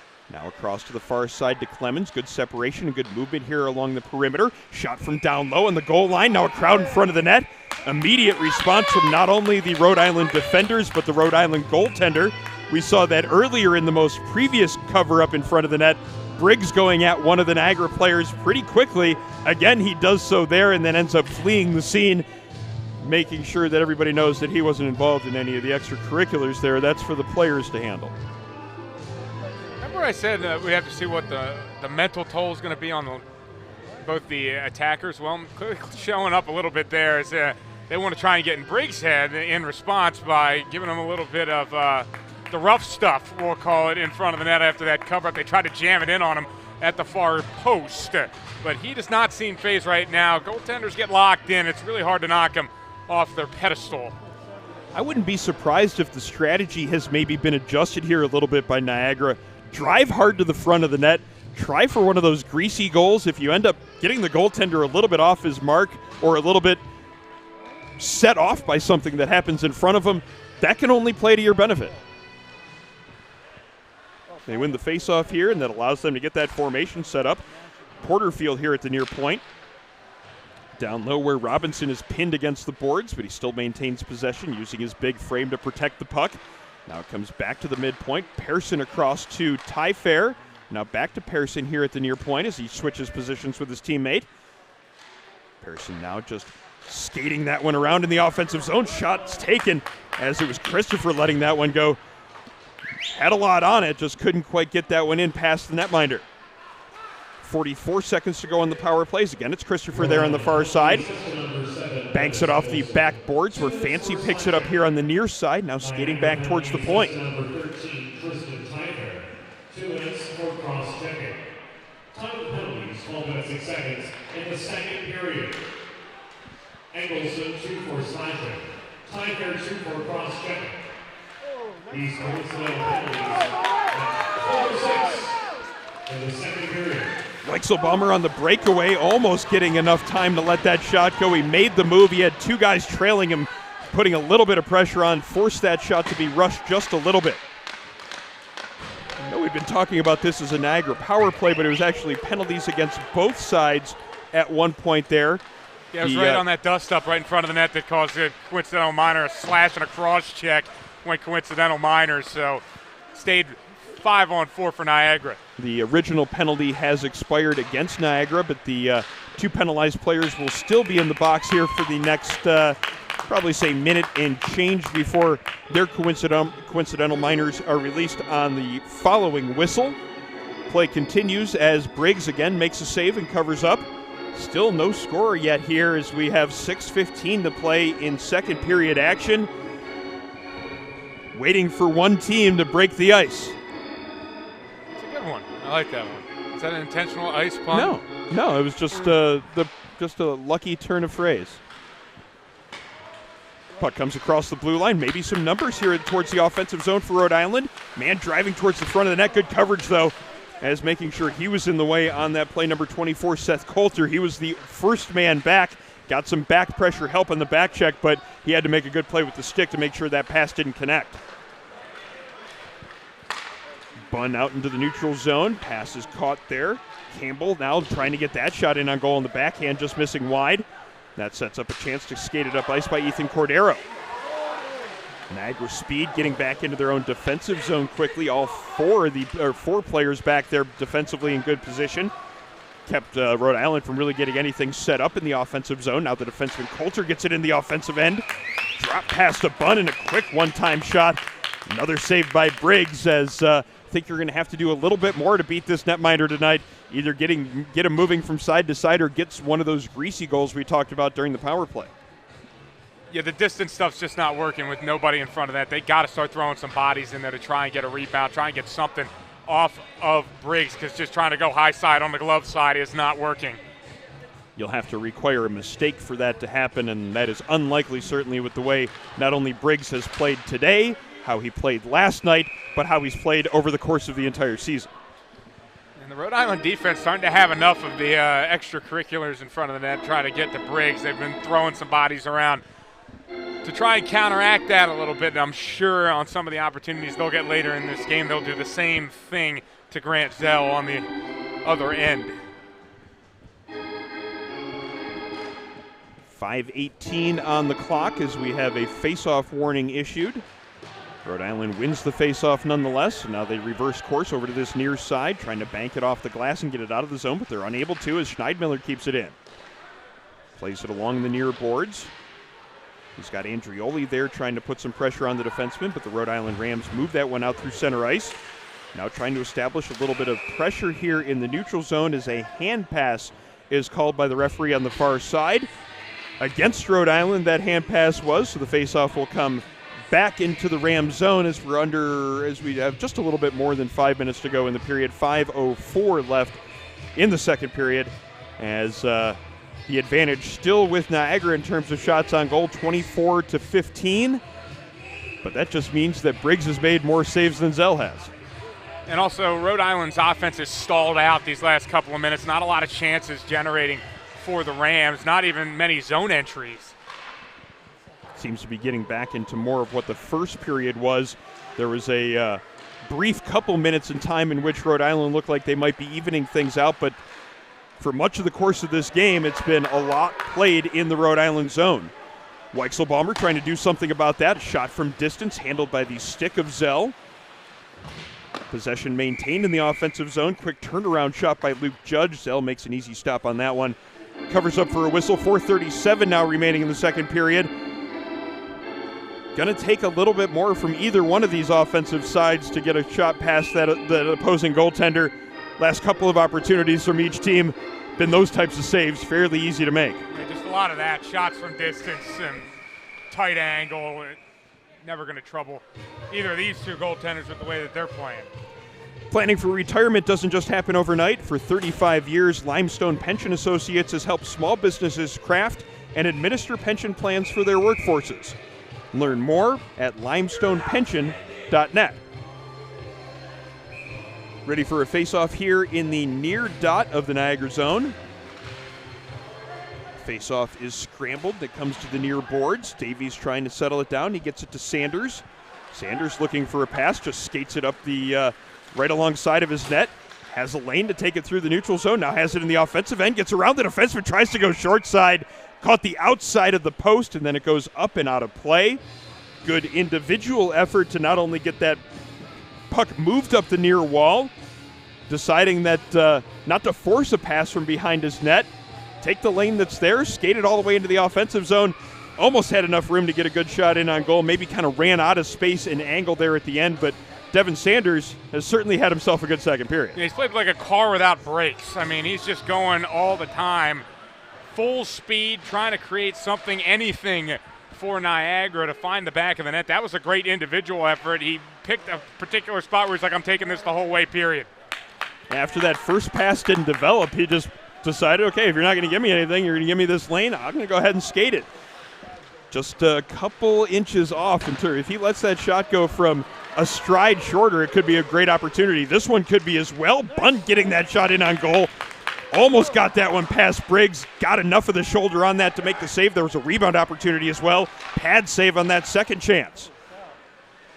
Puck over here to the near boards. Davies keeping it in. Goes off the stick of Bunn, and now it's going to be Manning in the far corner. Cycles it down low where Bunn tries to get that one out in front. Hit off either the side of the net, or it was Briggs putting that paddle down to keep that pass from getting in front. This time it does connect out in front of the net, and it's going to be Austin Robinson putting it past the netminder. The Purple Eagles have finally solved Briggs, and it's number 2, Austin Robinson getting his 13th of the season. The ice has finally been broken. Niagara's out 1-0. He didn't take this shot too early. He got the puck. He could have taken it there. He waited to get around the defender, get the better angle at the far post, and sneak it past Briggs. That's a great job there by Robinson. Even with all the things that have been going on with this game, all the things that Briggs has done, thinking you have to get that shot off immediately, he did exactly what he needed to do to create the best chance for Niagara, and there they are on the board with their first. Talked about the mental aspect of a game like this that has gone so long without a goal. We'll pick that up after this Rhode Island rush into the offensive zone. Good defensive play, making sure he got a stick on that one, Nicholas Porterfield. But again, talking about the mental part of the game, anytime you have a goaltender making 25 out of 25 stops against you, you could start to try to force things and to try to get that shot away a little bit quicker, to try to not have as much poise as you should. Great play by Robinson in front of the net, not to rush it, to realize that if he held it for that extra second, he can get the netminder to commit. Got it to the forehand, and he had a lot of net to shoot it at by the time he finally let it go. Great goal, great patience and poise by Austin Robinson, and rewarded with the goal with the 1-0 lead for his team. Robinson's 13th from Bunn and Davies at 16:36. Huge hit just inside the Rhode Island blue line as the Rhode Island player took a really hard hit up high from Coulter. I'm going to be interested to see what this conversation is between the two officials. That was a hit that was definitely around the shoulders, if not above, and these are ones that are frequently called quite severely. Let's see what the officials decide on this one. It's going to be a power play for Rhode Island. Is it going to be 2 or 5? The question usually with these conversations is, did he leave the skates? Did he leave the ice to make this hit? Nah. And I think that's going to be part of this conversation, as well as where did that check take place? Was it above shoulder level? Those are the things that go through the officials' minds when they're trying to determine, what's this going to look like? Are we going to see 2? Are we going to be 5? Is it going to be a 2 and 10? Something along those lines. It was definitely an unsuspecting opponent, as it was the quick change in directions player with his head down. Got absolutely drilled on the play. 10 years ago, we're screaming about the great hit that was just laid. Nowadays, it is frequently more of a penalty, as now you have the conversation. Tom Radian trying to make the claim there that it was a shoulder-to-shoulder check, making his case here. Up on the board, it is 2 minutes, as even with the less severe call being made, the Niagara staff looking for not only an explanation, but certainly looking for an opportunity to give their 2 cents about the conversation. But Niagara's going to have to deal with the penalty kill here as they go on to the Delaware trash can cleaning penalty kill. Delaware trash can cleaning comes right to your driveway and kills over 99% harmful bacteria and germs that accumulate in your trash can and recycling bins. High-pressure water jets, sanitizing and disinfecting your bins to keep them and your family healthy and safe. Schedule your first cleaning today, DelawareTrashCanCleaning.com. So it's a 1-0 game in favor of Niagara. This is one of those big opportunities in the power play for Rhode Island. They don't have to score here, but they certainly want to at least get a little bit of life in their game, get some more offensive zone time spent. Yeah, because it's been pretty soft, their pressure the last 5 or so minutes. There has not been a lot of Rhode Island chances. We're going to try and get one here. If the conversation at intermission is usually a lot more fun if it's a tied game as opposed to being down 1-0. A little bit of confusion here about where this faceoff goes as the linesman ready to drop it here in the neutral zone. All 9 skaters on the ice were ready for a faceoff in the Niagara zone. Obviously, the Rhode Island players expressing their displeasure of that. Niagara not complaining one bit, but they do have to drift back into their own defensive end now as the puck is dumped in by number 5, Mike Costello. 3 Rhode Island players over on the far wall trying to dig that one free, but it's pinned to the boards by Quinn Schneidmiller. He's had it there for about 6 or 7 seconds. Excellent work here killing off the penalty as that puck is going to require 3 different Rams eventually to get it free. 10 seconds gone, though, in that stalemate against the boards. Shot comes in from the right point as Forehand got a lot on that wrist shot. But again, pretty clear view for the netminder. Zell makes the save, covers up, denies the second chance opportunity. Now the script is flipped. We talked about how important it was for Niagara to just try and get on the board with all their pressure. Now Rhode Island needs to try and do the same thing. They still are looking at that goose egg on the scoreboard. They are now looking for possibly one of those greasy goals on the power play. Can you get some numbers for just too clean of a look right now from Zell. Not enough bodies in front of him making him uncomfortable. Bell on the far side takes a shot. There's a man in front. A rebound opportunity. Zell sprawling out, makes the second save, and eventually the puck gets covered up. It's under the arm and against the pad of the netminder Zell as he is making sure that he matches the netminder on the other side of the rink. He's made 19 saves here today. When in doubt, take up as much space as humanly possible. That's what Zell does. That was an amazing save. That was grade A larceny, denying that second chance. He just got his right arm on that thing to keep out the rebound. Somehow this game remains 1-0. All instinct right there as Zell leans to his right, throws that right arm to the ice to beat that puck into the goal line. Brilliant save to keep this one a 1-0 game. Another save there with the right arm as Zell being tested at least so far here in the first minute and 20 here on the power play. One-time shot blocked on the way through. Nice play by Davies to get in the way of that shot. The Woodstock, Ontario native Samuel Davies getting a key block, allowing his team to kill off a little bit more time here on the penalty, making a couple of changes as well, as now just 19 seconds to go on the Rhode Island Rams power play. Puck is dumped in, picked up here on the near wall, sent down low by Shaw. Eventually that puck gets to Cordero on the far side as we're under a minute to go in the period. 2-on-2 battle for that loose puck. Cordero comes out with it, then he circles back, but there's a waiting Niagara player there for him and ends up forcing a turnover. And now it's going to be Taylor starting it up the near wall. That one is too far for Christopher. That one's going to be an icing call. And the faceoff will come back down into Niagara territory, but they have killed off that most recent penalty, and they'll play the next 44 seconds of the second period at 5-on-5.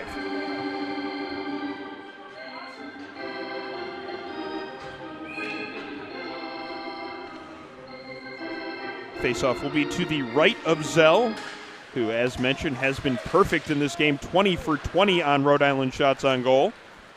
And it seems that they're all coming in these flourishes, Mark, where it's these quick bursts of 3 or 4 shots that Rhode Island's able to get, and then he has to sit and wait for that next foray from the Rams. So the Rhode Island goaltender Briggs has certainly been busier, but at times Briggs has to make sure he stays locked in while the play is mostly going on in the Rhode Island zone.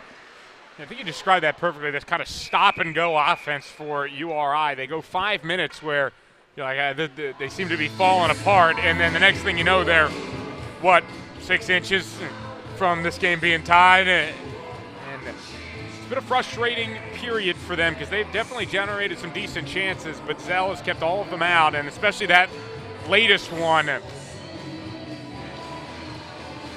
Briggs making sure he gets in on the action as well. That was a pretty good stop he made there before that most recent whistle. He has to make another save on that point shot from Taylor.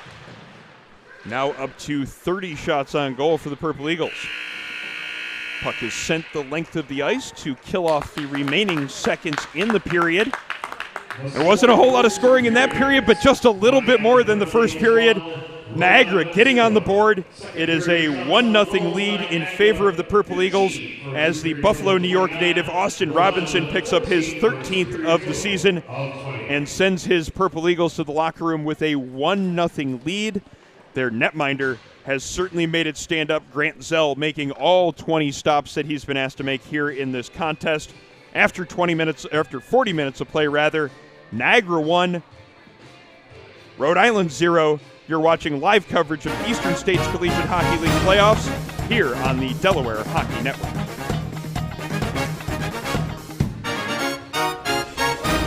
Think about it.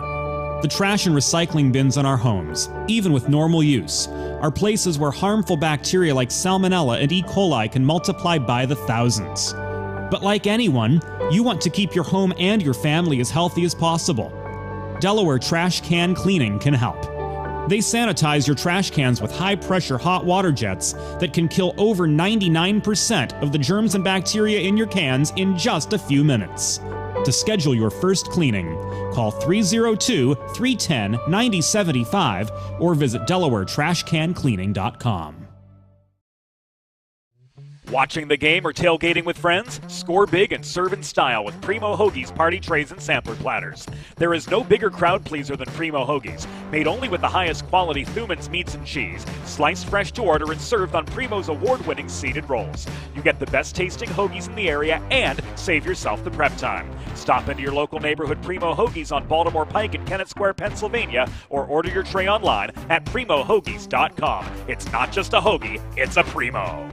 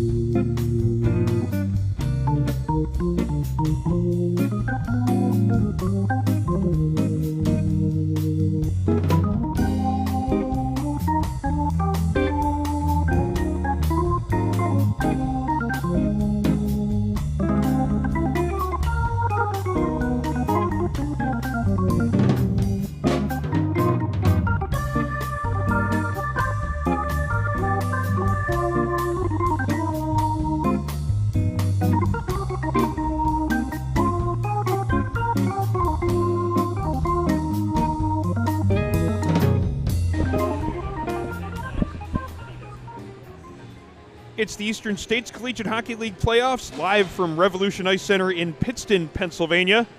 Niagara and Rhode Island in the league semifinals. After 2 periods of play, it is a 1-0 lead in favor of the Purple Eagles.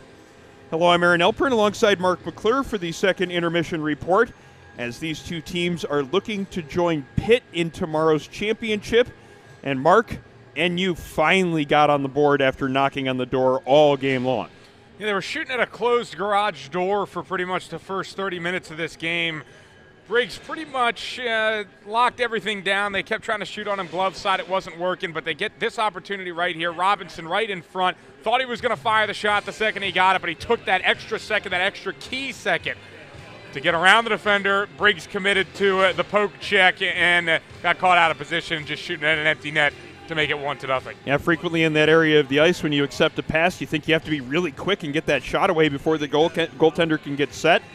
Great read of the situation there, realizing that just a little bit of extra poise and patience would give him more room to shoot that puck into the net. He made a great move, held on it for a little bit extra longer, and then got the finish to give his team a 1-0 lead. But it's not as if Rhode Island hasn't had chances here in this game. Now, they've been banging on the door, and Grant Zell has done a tremendous job. They've had a couple of breaks, couple of chances. They had that one in particular right at the end of the period. We'll take a look at those couple of chances that they had. They had this opportunity actually shorthanded in on the breakaway. Nice little move, just couldn't drag it in on the far post, and this was easily their best chance of the game following this up. Good puck movement. And we talked about, hey, sometimes you just need a greasy goal. This is on the power play. Just keep that in mind. Chances in front. Puck gets poked towards the net. Somehow, some way, Grant Zell gets his right arm in the way. It keeps the puck from going over the goal line. And somehow Niagara still looking at a 0 on the scoreboard. But I think some of those opportunities, they generate some momentum when you talk just in your mind. You're like, we're right on the doorstep. We're really close. We just need to make that one pivotal pass, that one big shot, to be able to knock this game up. That one save, though, by Zell on Ethan Cordero. If the Rams are unable to come back in this one and they end up stuck with that goose egg on the board, Cordero's going to have nightmares about that one. That looked like a certain goal. I thought at first, before we saw the replay, that it hit somebody else in front because I felt there was no way Zell could have gotten back into position to make that save. An incredible read, great flexibility and athleticism to get into position to make that stop. And really, we talked about in the first intermission that it was the Curtis Briggs show, but the netminder on the other side wanted to make sure that he showed that there were two great goaltenders here in this game. It has been a great goaltender's performance so far. It was the Briggs show, but Zell wanted his own episode, and it was there during that second period of play. We talked about it being a bunch of surges from Rhode Island. They would go dormant for 4 minutes, and then for 3 minutes they would pepper the net with shots, chances, throwing bodies at the net. But Zell, even though he gets cold, it seems, from time to time when you pretty much go 4 minutes without having to do anything, and the next thing you know, you're thrusted into the volcano. But every time he's come out unscathed, looking at a 1-0 lead, he's got a lot of confidence right now. It's going to take a lot from Rhode Island to be able to get a goal behind him because he's looking at 40 minutes of shutout hockey, so it's very difficult to get a goalkeeper out of that kind of zone. Yeah, especially when he's able to go from those stretches where a lot's happening in front of his net to not a whole lot happening. He's been able to keep his focus really well throughout this game. And part of what is a developing hockey powerhouse at Niagara University, not only do they have the Division I NCAA team on campus, but they have a really robust non-varsity setup as well. Not just robust, but very successful too. 4 club teams on campus. All 4 will represent Niagara University at the respective national tournaments. This team will be at the ACHA Division I National Tournament coming up in a couple weeks in Massachusetts. Their women's team will be in the ACHA Division II National Tournament, as well as their 2 CHF teams, one in the top division, which is the number 2 ranked team in the country, and one in the second division of CHF play. They'll also be at the national tournament coming up in a few short weeks here in Pennsylvania, as it's as mentioned, the powerhouse on the Niagara campus there in Lewiston, a hockey factory that they seem to have developed there, with not just the one team playing at the NCAA level, but 4 more wildly successful at the club level. They have a 1-0 lead here in this game. Their ACHA team does. We'll see if they can make it hold up in period number 3. We'll be back for the third period in about 4 minutes here on the Delaware Hockey Network. Bridges have connected people for centuries. When it comes to helping small businesses build bridges with the people they serve, there's a new gold standard. 412 Communications offers a uniquely comprehensive array of media solutions to help your brand establish and maintain strong, lasting connections with your clientele.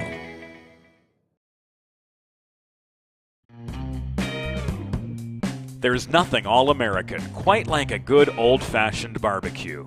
Sid's Barbecue and Jerky brings the most tender and flavorful pulled pork, brisket, and barbecue chicken to the tri-state area and is sure to turn your next gathering into a truly all-American event.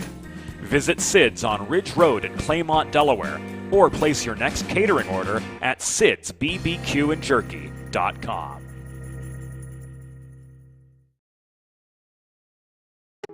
Let's face it, saving for retirement doesn't happen overnight. It takes planning, and Limestone Pension Associates has spent the past 35 years helping small businesses do just that. Limestone specializes in crafting, planning, and handling the day-to-day administration of qualified pension plans tailor-fit to your company's needs and objectives. To schedule a consultation, call 302-479-8817 or visit limestonepension.net to learn more.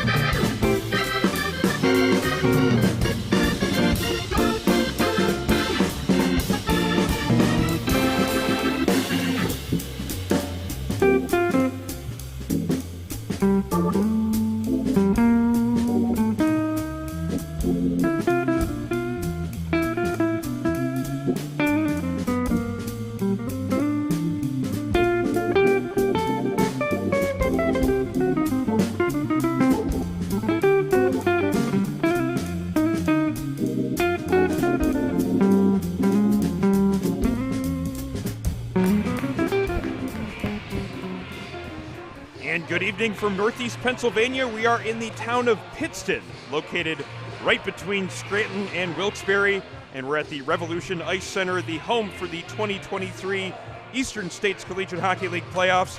You're watching live coverage of the semifinals here on the Delaware Hockey Network.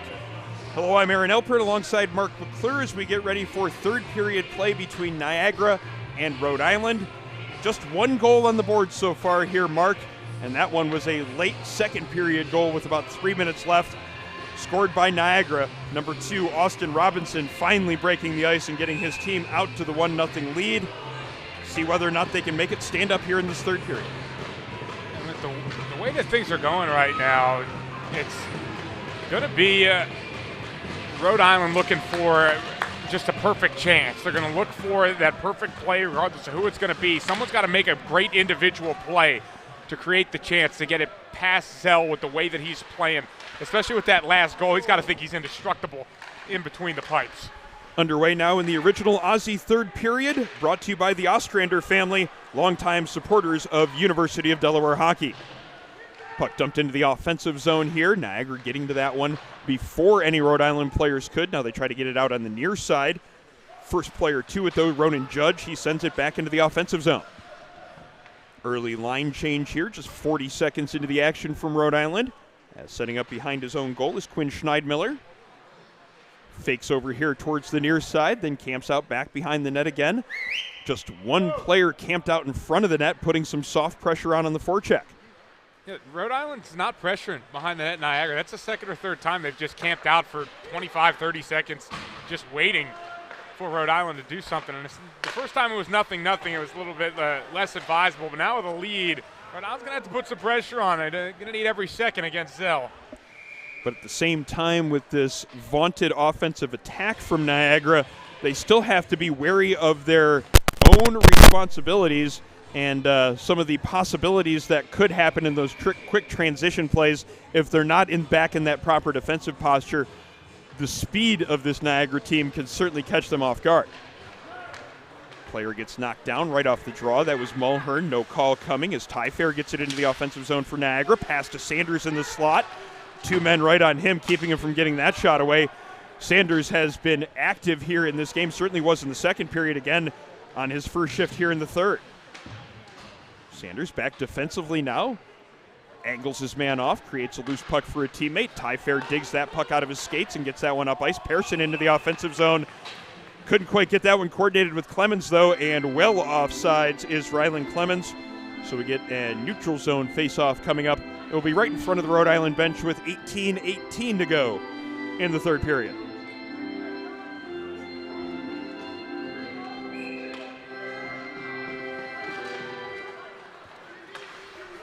Dumped into the offensive zone by Rhode.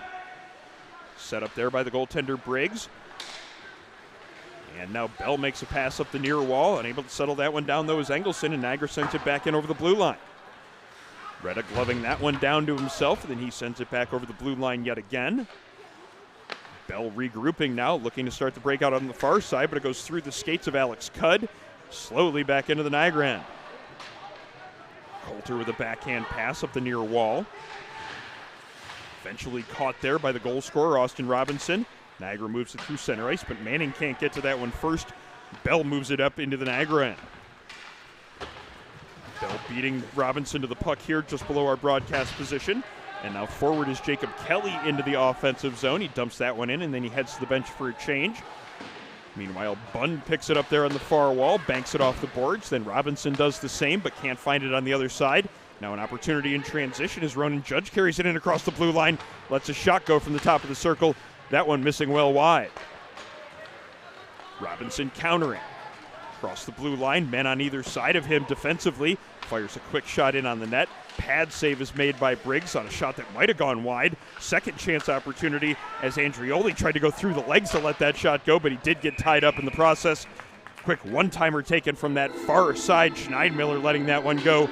Glove save in this case by Briggs, as Briggs has been picking up back where he left off in the second period. Just that one shot getting by him here in this game. 28 saves up until this point. He's not letting it get his head down. that opening goal to make it 1-0. He knows that all he can do is save what's in front of him. His team down 1-0. He knows with the way the other goaltender is locked in, he's got to do his job and give his offense as many opportunities as possible to knot this game up. See what that offense can get generated here as two players down in the near corner trying to dig that puck out of against the boards. Two players from each side, though, as the Niagara players harassing the two Rhode Island players, but eventually they get a shot on goal out of that, as it was Ronan Judge letting that shot go as he walked in from his point position. Now he's back defensively. Could be numbers here for Niagara, as stopping here along the near boards and feeding a pass back to the point was Gilbert's. Shot is blocked, but now Gilbert's has it again along the goal line. Back towards the point, looking for a pass option, eventually gives it to Davies. Davies just feeds it down low into the zone. Gilbert's catching it there on the far side. Plenty of room to do something with it over there. Finally, Judge comes over and throws a shoulder into him. Now back to the point for Person. Davies has to be quick with a man right on him. Weichselbaumer trying to get that break opportunity created if he could have gotten that loose puck away from Davies. Person gets knocked down there. No call coming, though, as he left his skates rather easily. Referee's not deeming that to be worthy of a tripping call. Puck comes back to the Niagara blue line where Davies looks to start the breakout. Great feed here forward, but Rhode Island has managed to make those plays right at the last moment. Going to need to make a play, though, on the offensive side as this rush into the offensive zone by Cordero doesn't really go anywhere. Back into the neutral zone area, and Lacossi dumps it back in. Clearing pass hits Cordero in the back, but Rhode Island unable to keep it in the offensive zone. Back towards their end now. It's Francesco Retta getting in the zone. Now he sets up back here at his point position. His defensive partner Coulter letting a shot go through. There was a crowd in front of the net, and then the puck ended up being deflected up into the air where it was played by a high stick. That high stick infraction going to result in a neutral zone face-off. This one coming right in front of the Rhode Island bench. A little bit more than 5 minutes gone here in the third period. So far, Niagara maintaining their possession edge, and that's going to make it that much more difficult for Rhode Island to get back to even here in this game. But all it takes is that one opportunity. That's what Rhode Island's waiting for. They're going to have to take advantage of it. It's going to come at some point, but the question is it going to end up in the back of the cage or not? One shot in on goal as Lacossi gains the zone and lets a shot go from distance. Fairly easy save there for Grant Zell. There was a secondary opportunity. That one could have been a little bit more of a scoring chance. Went by the wayside, though, but Rhode Island will get the offensive zone draw and some fresh bodies out there for this face-off in the far dot. If you're like me, healthy living is important. The Delaware Trash Can Cleaning Company can help you and your family stay healthy and safe at home with periodic sanitation and disinfecting of your trash and recycling bins. Visit them, DelawareTrashCanCleaning.com today to schedule your first cleaning. Two opportunities there in a transition play for Dennis Engelson. I'm not sure either shot ended up getting on the board. Did get that second chance, though, after the initial shot hit a skate. Rhode Island right now quickly back into the offensive zone. See if they can get that forecheck to set up any pressure, create some loose pucks that could result in some scoring opportunities. At least so far, Niagara doing a good job of not trying to allow their hand to be forced here by Rhode Island. They're just going to patiently wait for that first pass to open up, and then they'll make it, not forcing it before it's there. End up just settling for a clear out to the neutral zone. Szabo back into the offensive end. Quick shot being let go as that was forehand. Got it on net, but again, another pad save made by Zell. Prime rebound territory. It's what they were looking for, just to shoot that one off the pads and look for something out front, but couldn't get it on a stick as it careened down towards the corner. Not just getting that rebound created, but making sure it ends up in the right spot. In this case, didn't quite work out for the Rams, but that's something they want to try to create a lot more of, something they want to try to do a lot more of here as we keep going. Manning gets knocked down as he gets it in across the blue line, approaching 13 minutes to play in regulation. Rhode Island defenseman Costello banking it off the near glass. Purple Eagles come back quickly into the offensive zone. Bunn is the first one to it here in the near corner. Tries to chip it away from Costello, but Costello gets to it before he can. Soft pass in front of the net. Weichselbaumer, though, eventually accepts it along the near wall and then plays it forward through the neutral zone. Manning, though, now for Niagara, looking to start the breakout as he gets that pass along to Pearson. Pearson getting knocked down after he makes that pass here on the near wall. Rhode Island keeps it in the offensive zone, now trying to put some pressure on the far side. Like to see Judge get over there a little bit quicker to force that first pass to come from Niagara. Still works out from Rhode Island. They end up getting it in the neutral zone and sending it right back into the offensive end. Andrioli sends a pass behind his net. And now it's going to be Niagara reversing course in their own zone, allowing them that easy zone exit. Now it's Andrioli putting some pressure on as the goaltender turns it over. Good play, though, by Weixelbaumer getting back defensively. Now it could be a 3-on-2 for the Rams. Weixelbaumer tries to step around his man there just inside the blue line. Coulter, though, getting the better of him on that one. Weixelbaumer spilling to the ice in a heap. It looked like there was at least a moment where people might have been looking for a penalty. None was coming there after... There's another one. This one will result in a penalty as the Rhode Island player knocked down right to the right of the cage. And then Francesco Retta, to make things even worse for him, to make sure he got that penalty, I think he stepped on his stick on the way by. Yeah, he committed to that one. They got away with the first one. That looked like it was close. And then the second time, they guaranteed it. Doesn't look like he's too happy with the penalty that's called there on him as he's having a conversation with Brian Morelli, one of the assistant coaches there on the Niagara bench. As this Rhode Island power play gets going now, and this is, keep saying these opportunities aren't going to come too often, and hacking at the goaltender, maybe starting to see a little bit of what this netminder from Niagara has done to the psyche of these Rhode Island players. They're going to try to get any sort of opportunity they can to get one by him. Even if he's got it tied up, they're going to try to hack at that loose puck to see if it comes free and to try to get that opportunity. In this case, Zell makes sure he hangs on to it, and it stays a 1-0 game. Just 7 seconds gone on the power play. And there's going to be some crowds in front of him during this power play. Saw that little knuckle puck from the point. Came in, had 2 bodies in there, but Zell didn't spill it. Anytime you have a game with 53 shots recorded but only 1 goal, if you're not looking for that greasy one at this point, you're probably doing it wrong. Not going to be able to pick a corner from distance on either of these 2 netminders. It was almost a stretch pass into the neutral zone. Good play at the blue line to make sure that pass didn't get out to the neutral zone. Jonathan Shaw leaping there to make sure that one didn't connect. Still, it's going to be a chance for a little bit of pressure in the offensive zone. Devin Sanders up ice. Briggs smartly playing it away from where Sanders was. Loose puck, though, is created. Now Sanders killing off a little bit more time by making the pass back to his defenseman. Davies then sends that one the length of the ice. Now 1:10 remaining in this Niagara penalty kill. Cordero into the offensive zone. He tries to step around Davies. That one doesn't work out for him, and then Niagara gets the clear. Don't think those one-on-one plays are what the URI coaching staff is looking for here on this power play. Use the numbers advantage to your team's advantage and don't try to take a man on one-on-one. It's just not working right now. Niagara wants that. They want them to try and take these one-on-one chances. They're just trying to take shots from distance without setting up. URI's got to get it in the zone, try and build something up, and create an open shot opportunity, get some bodies in front of the net, but taking it in off sides is not going to help that cause. 1.5 minutes gone now on this power play, and it's been stuck in neutral at best right now. As not even a shot on goal for the first 1.5 minutes of the power play, and a fair amount of time spent actually in their own defensive zone. They've been chasing the puck far too much on this power play chance, and Niagara just skating around with it. Happy to let them try to take it in one-on-one. See, exactly just like that, they barely get it in the zone. Next thing you know, they fumble with it, and Niagara able to send it to length.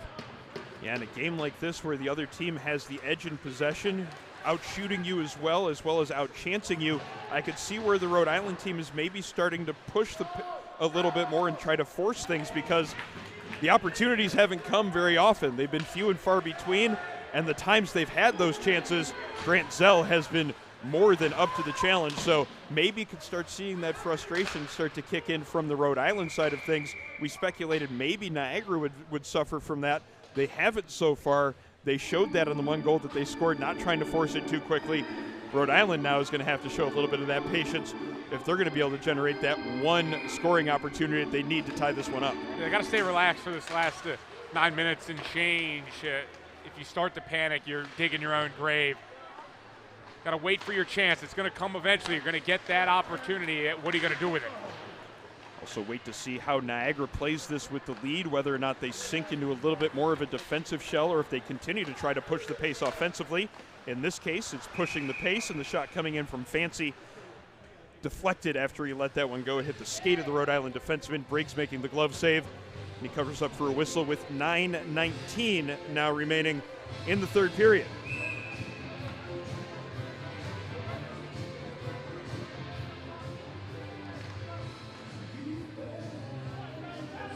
False start there on the face-off as both centers a little bit quick on the draw. Eventually the puck is dropped. Niagara winning the face-off, and now they set up a little bit of pressure here on the near boards. Christopher getting to that one first, sending it around behind the net. Now getting that cycle play going. Christopher over to the near side again. Puck comes back towards the point man. Davies winding up that slap shot, gets it to Christopher. Christopher back to Pearson at the point, gets knocked down by Cutt against the far wall, but he's back on his skates and maintains possession. Pearson still with it, with that puck along the goal line. He lost it there briefly, but got that pass out in front. Quick turnaround shot right in on goal. Back into the neutral zone where Christopher finds it after it comes out of the air and settles down by his stick. Now he looks to defend Szabo there in front of the Rhode Island bench as the Rams get it into the offensive zone with 8:30 to go in regulation. Szabo gets to a loose puck there. Backhand pass in front of the net. Attempted backhand shot then from Shevlin. Couldn't get that one past the defenseman to get it on the goal. And those are the mistakes that you have to try and take advantage of. Rita fanned on the clear, and the next thing you know, they had an opportunity with some numbers in front and end up with a pass back that went to no one. Could be an opportunity in transition for Niagara. This is Tyfair letting a hard snapshot go. Didn't miss the net by much, and it had a lot on it. That would have been a tough stop for Briggs. Clemens back to the point. Rhode has to be quick to play it there. He gets it back to Clemens along the near wall. That pass is taken away. Zachary Bell starting the rush up ice. 2-on-2 into the offensive zone for the Rams. Bell getting wide on the defenseman. Good play by Rhode to stick check that one off of the offensive player's stick, and now a little bit of physicality back and forth between the two players in the far corner. Tyfair to Sanders. Sanders dumping it into the offensive zone. 7:30 remaining in the third period. Puck is banked off the near glass. Picked up by Forand, and he tries to get it out here at the near point, but he's unable to do so. Sanders, again, a good play. Gets that out towards the slots. Tyfair shot in on goal. Save is made by Briggs. There was a rebound there for a half a second. Eventually, Briggs figured out where that puck was, covered up for a whistle. Niagara, though, this is how you want to play with the lead. Force the other team to play defense. Yeah, you said it in the first game of this doubleheader when Pitt was trying to hold on to a lead. The best way to hold on to a lead is be about 188 feet from your net. And that's what Niagara's doing right now. They're looking to pile on a second one. They hope the scoring is not done, at least on their end. They're still pressuring Briggs with plenty of shots, but he's keeping them in the game. Great pass there is Bunn with a turnaround backhand pass right onto the tape of Robinson, just unable to get that shot away. This line looking for their second of the game. Another turnover created. Bunn on the backhand tried to get it across to Robinson. Didn't get through the defenseman's skates, but a lot of pressure here in the offensive zone. Rhode Island needs to start getting a little bit better puck possession and getting out of their own end. This is just going to wear them down playing this much defense. Yeah, that was a little bit of a hold-your-breath moment, a dribbling puck right in front of the crease, and luckily for Rhode Island, they were able to collect that one as it looks like Trainer coming on the ice. Trainer coming over from the Niagara bench to get over to the Rhode Island bench, so just a little bit of a delay while that happens. And remember, there's nothing All-American quite like the good old-fashioned barbecue that you can get from Sid's Barbecue and Jerky. Sid's Barbecue and Jerky brings the most tender and flavorful pulled pork, brisket, and barbecue chicken to the tri-state area and is sure to turn your next gathering into a truly all-American event. Visit Sid's on Ridge Road in Claymont, Delaware, or place your next catering order at sidsbbqandjerky.com. Rams into the offensive zone as we're under 7 minutes to play in regulation. Rams are going to have to make these trips into the Niagara zone pay off a little bit more than they have and avoid these types of situations where Niagara quickly sends it back into the neutral zone. Trying to set up some pressure in the near corner is Canizette. Centering pass doesn't get there. That's a dangerous pass on the breakout, but it ends up succeeding in getting it to center ice as that one came without a lot on it right through the slot. Slowly waiting for that breakout to start, but the pressure finally comes as cutting in around that far post was Taylor. It almost results in a golden scoring opportunity for the Rams. That's something that I'm sure the Rams are going to keep doing here in this game, not allowing the breakout defender to dictate where that play goes, trying to sucker him into skating it into a bad spot. Turnover created outside the Rhode Island blue line. Carried back in across that blue line by Carson Andrioli. Gets that one up ice, and now 2 opportunities in tight.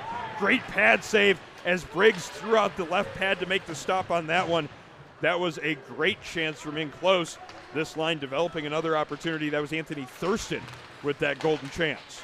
Yeah, there was actually 2 chances right there on the rebound at the far post. Got one on the pad, then he had to raise the pad to make the second one. Really good elasticity between the pipes for Briggs. Not the full scorpion save, but he did have to lift that left leg up off the ice to reach that one. Incredible stop there. Great work by the Rhode Island netminder to keep this one a 1-0 game. He's been called on to do too much of that here in this third period as we get a look at the replay. Again, tries to jam it in near side, one save, then he had to lift it to make the second on the backhand chance. Just continues to give Rhode Island a chance. Niagara has probably deserved a second goal in this game, but you don't always get what you deserve in this game, and Briggs is making sure of that. Certainly a smart strategy from the Perps here to keep on pushing it offensively. At this point, if you start sagging into a defensive shell, that could be just the lane and the gap that Rhode Island needs. And it really only takes one good bounce, one good play to go in the right favor for your team, and that's the opportunity you need for a goal. Obviously, that's what Rhode Island's looking for in this game. If you keep it here in the Rhode Island defensive end, it's a lot less likely that bounce will end up resulting in a goal against Niagara. And the way that they've been playing just naturally for the past 55 minutes, they haven't given a lot of chances anyway. Well, they weren't going to sit back and play a defensive game for the last 5 minutes. It's Porterfield that does the work here. Nicholas Porterfield, the Calgary native, gets the second Niagara goal on the board. And they're a little less than 5 minutes away from a date in the finals with the number 1 seed, the Pitt Panthers. Everyone caught looking right there as Porterfield slid into the high slot and fired that one into the top corner. What a goal by Porterfield, and that looks like, or at least feels like, it's going to be the one for Niagara that really sinks the Rhode Island ship. That does feel like the dagger there, and I don't know who to credit more for that great play, whether or not it was the pass of David Christopher or the finish by Nicholas Porterfield. Both excellent jobs there with the pass from down low into the slot and then the quick one-touch delivery into the top corner of the net. Niagara now with a very deserving 2-0 lead. And Christopher with that pass, just so much traffic to feed that one through. Couldn't have been more perfect. And they add to it quickly. 30 seconds later, Niagara's now up 3-0, and another deserving goal scorer, in this case, Devin Sanders. He's been all over the ice in this game here tonight. Now here in the third period, he's rewarded with a goal. And you said it, just so deserved the way that Sanders has played. He's put his neck out there for this team here, just sneaks past the right dot defender, doesn't step up in time, and just rifles it right past Briggs. He did play a great game, and this third period shouldn't deter him for the things that he's been able to do. But these last two, he's been caught. Looked like there was just a little bit of contact there between the other forward in on the play and the one Rhode Island defenseman there on that far side. It was just enough to throw the defenseman off of his spot and not allow him to have that step to keep up with the much quicker Devin Sanders in that case. Sanders saw that opening, hit the afterburners, and went towards that far post, and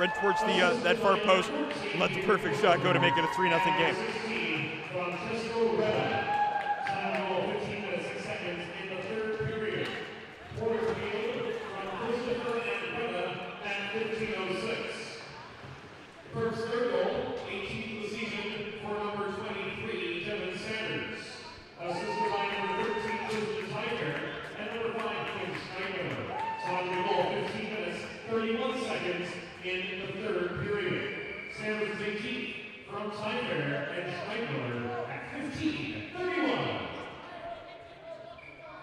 Sanders and Porterfield.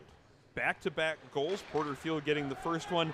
30 seconds later, it was Sanders getting the third Niagara goal.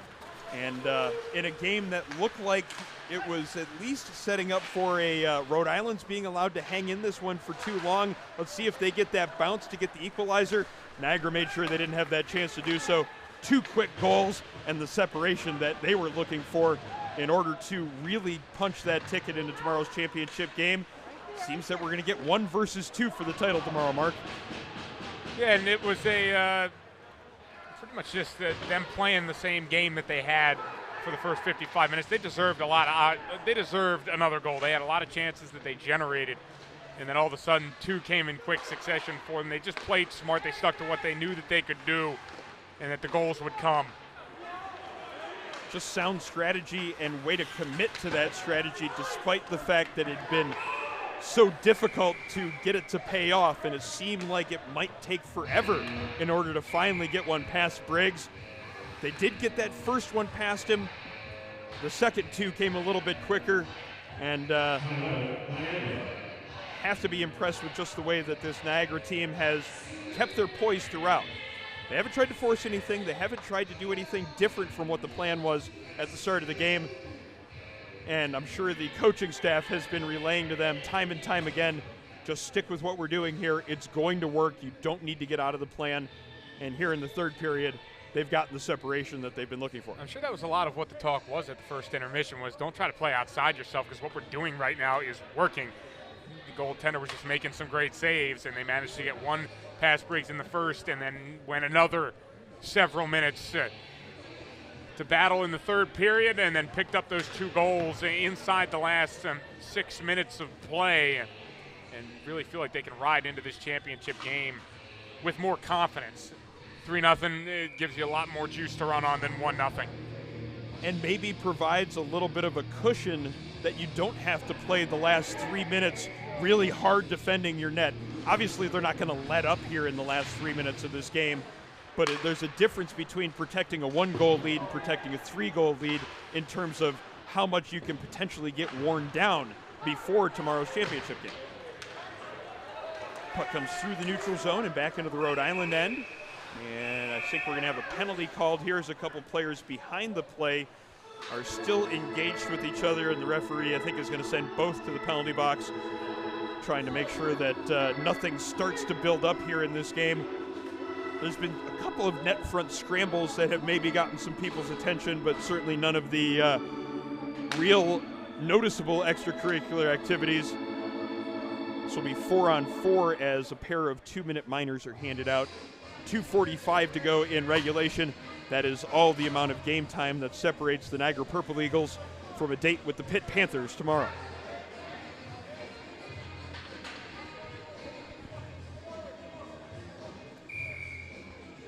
Make a truly all-American meal the centerpiece of your next team event or special occasion. Sid's Barbecue and Jerky in nearby Claymont, Delaware can cater your next group event, offering pulled pork, brisket, and barbecue chicken on a daily basis, along with a variety of sauces and sides, sure to please any appetite. Visit Sid's at Suite C26 in the Tri-State Industrial Center on Ridge Road in Claymont, open Monday through Saturday, or place an order for catering at sidsbbqandjerky.com. 2:34 remaining in regulation. Faceoff coming up in the Rhode Island zone. Puck is lodged in the skates of a couple of different players. Eventually comes free. Again, a good play at the point. Coulter leaving his feet. I think that's the third time he's done that at the blue line, gloving it down and keeping it in the zone. Ty Fair across the blue line, drops it for Sanders. Sanders finds the trailing player, Coulter. He got tied up before he can let that shot go from the slot. Ty Fair hunting down a loose puck here on the near side. 2 different Rhode Island players on him, and they create a loose puck and allows Weichselbaumer to go forward with it. Tries to let that shot go through from just inside the blue line. Pretty clean look for Zell to make his 27th save of the game on 27 shots against. Ty Fair into the offensive zone, 1-on-2. Nothing really developing there. Weichselbaumer now up ice. Gains the blue line, looking for that shooting lane. That shot ended up going high and wide up over the head of the netminder. Looked like he at least had a mind to try to reach for it with his head and neck to try to deflect it with his helmet. Unable to do so, though, as we're now under a minute 30 in regulation. It looked like he was going for the header there. Another wrong sport. Seeing basically a jump ball, now an attempt at a header in this game. It's one of those things where a goaltender will try anything to make a save, and sometimes once they've been successful with doing it one way, they'll keep on going back to that well time and time again. A friend of mine who I continue to shake my head at every time he does it, he'll lean his head into a shot 4 or 5 times a night. And you see other goalies that will intentionally get out of the way. Yeah, try to get the shoulder in the way of it. Shoulder in the way or pull blockers, anything up to keep them from hitting their head. And some guys love it, and they'll say that fires them up if they can get one off the face mask in the first couple minutes. Delayed penalty coming up here. This one looks like it's going to go against Rhode Island as Zell skates towards the bench. And we get the opportunity for a little bit of 5-on-4 play here with the delayed call and the goaltender out of the crease. Niagara keeping possession. That'll allow them to play with that extra attacker here. Schneid-Miller in the neutral zone, circling back towards his own blue line. They might choose to run out some time here with 49 seconds remaining. A little bit of keep away here from the Purple Eagles here as they have now under 40 seconds remaining in regulation. Clemens on the far side. The delayed penalty still coming up. The net's still empty. And certainly it's exactly what they're doing. They're going to keep it in their own zone and just try to keep Rhode Island from touching this, see if they can run out the rest of this game. Well, eventually Sanders decides he's going to skate it up ice and at least gain the blue line. Then he drops it back to Taylor. They might successfully hold on to this puck for a good 50 seconds at the end of this game. And it's really kind of a perfect way to wrap the game up. It's just been Niagara leading and Rhode Island chasing. They haven't been able to get anything to go their way. They've been a little frustrating. That's a frustrating way to end a game, is not being able to touch up a puck on a penalty like that. Pretty much a perfect epitome of the game. Yeah, eventually Weichselbalmer got that one, but that was an impressive way to finish things. I don't know if it I don't know. I can't quite tell if that's a sporting way to finish things out or if it's insult to injury. You could look at it from either perspective. They weren't trying to force another shot and another goal, so you could view it in that way. Either way, an impressive bit of puck possession to close out what has been a puck possession clinic here for the Purple Eagles in this win. A 3-0 victory, and the Purple Eagles will play for the Eastern States Collegiate Hockey League title tomorrow at noon against the Pitt Panthers. And they played a complete 60 minutes of action here in this game. They didn't get frustrated when things didn't go their way early. A half an hour of very frustrating action for them, not being able to beat Briggs between the posts for Rhode Island. But they finally got that first goal that opened it up for them, and all of a sudden they were in front, and they continued to play strong defensively. And Zell, what a game for him between the posts. Yeah, you can certainly can't say enough about him. It was, the initial conversation was really about how the Rhode Island goaltender was the one who was keeping his team in this game for such a long period of time. Briggs was phenomenal from start to finish. The 3 goals that he gave up, you're certainly not going to fault him too much for, and certainly have to credit him with making this a tight game for as long as it was. We'll see whether or not his performance can earn him one of the 3 stars here tonight. We head to public address announcer James Witherite to see who tonight's 3 stars are. It's time for tonight's 3 stars of the game, presented by Sid Barbecue and Turkey, Claymont, Delaware. Tonight's 3rd star with a goal from the Niagara Purple Eagles. Number 23, Kevin Sanders.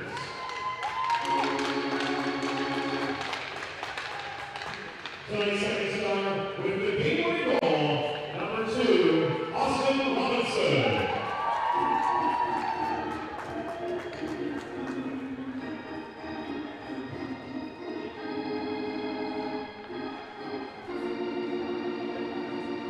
And tonight's number 1 star, recording a 28-save shutout for the Perks, number 30, Grant Zell.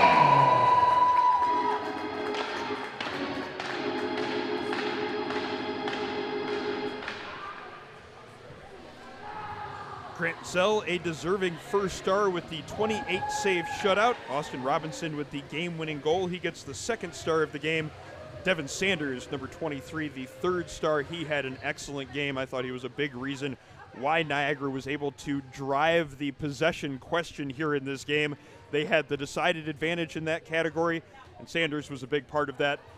But you could probably say that about 5 or 6 other Niagara forwards.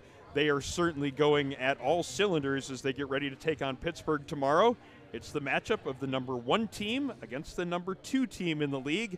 Everything holding true to form here so far. All of the higher-seeded teams have won, but that certainly hasn't made the drama any less here so far this weekend. Yeah, every game has had its special portions. It's something that's made it special. There's been some really good games. Drexel and Rhode Island, they just played a really tight game. Delaware and Stony Brook played a great game. There's just been a lot of really good games. And here we come down to the end of it. Pitt playing Niagara, 2 teams that forecheck really aggressively, play possession-based hockey going against each other. Those are a little bit of conflicting styles. Since you're trying to do the same thing, who's going to come out with the upper hand? And as you mentioned at the top of the broadcast, Aaron, Niagara, I think, wants to prove a little something, being the number 2 seed, not getting the regular season title, losing out on the head-to-head. Now they get an opportunity to do it in a playoff game. Whoever laughs last laughs best, typically, and Niagara are going to try and do that tomorrow at noon. Yeah, both Pitt and Niagara had the identical 11-2-1 records in the regular season, and it was by virtue of the advantage in the head-to-head matchups that Pitt ended up winning the regular season title, earning the auto bid to the national tournament. Still a chance, though, for Niagara to prove themselves the more worthy candidate, a chance to win the postseason tournament. Should be a great matchup tomorrow, as it is the number 1 seeded Pitt Panthers against the number 2 seeded Niagara Purple Eagles here, as we get a look at the Niagara goals that were scored here in this game. That one was the one that gave the extra little bit of cushion. Nicholas Porterfield with a brilliant finish, and then this one, that bit extra cushion, the finish by Sanders there on the break up the right wing side. 2 goals within about 30 seconds there under the 5-minute mark, and that was exactly what the Purple Eagles needed to coast to victory. But it wasn't a coast to victory. It wasn't an easy one. They didn't cruise by any means. They were made to earn it by the Rhode Island Rams. A strong effort by the 3-seeded Rams, but they do fall 3-0 to the Niagara Purple Eagles. That is our final score, and it sets up tomorrow's game, Niagara and Pitt, for the Eastern States Collegiate Hockey League Championship. Be sure to join us at 12 noon tomorrow for live coverage right here on the Delaware Hockey Network. That's going to do it for our coverage of this semifinal game. For color commentator Mark McClure, technical director James Witherite, videographer Jeff Jazarowski, my name's Aaron Elpern. Join us again tomorrow for more great action here from Northeast Pennsylvania as we wrap up the Eastern States Collegiate Hockey League playoffs right here on the Delaware Hockey Network.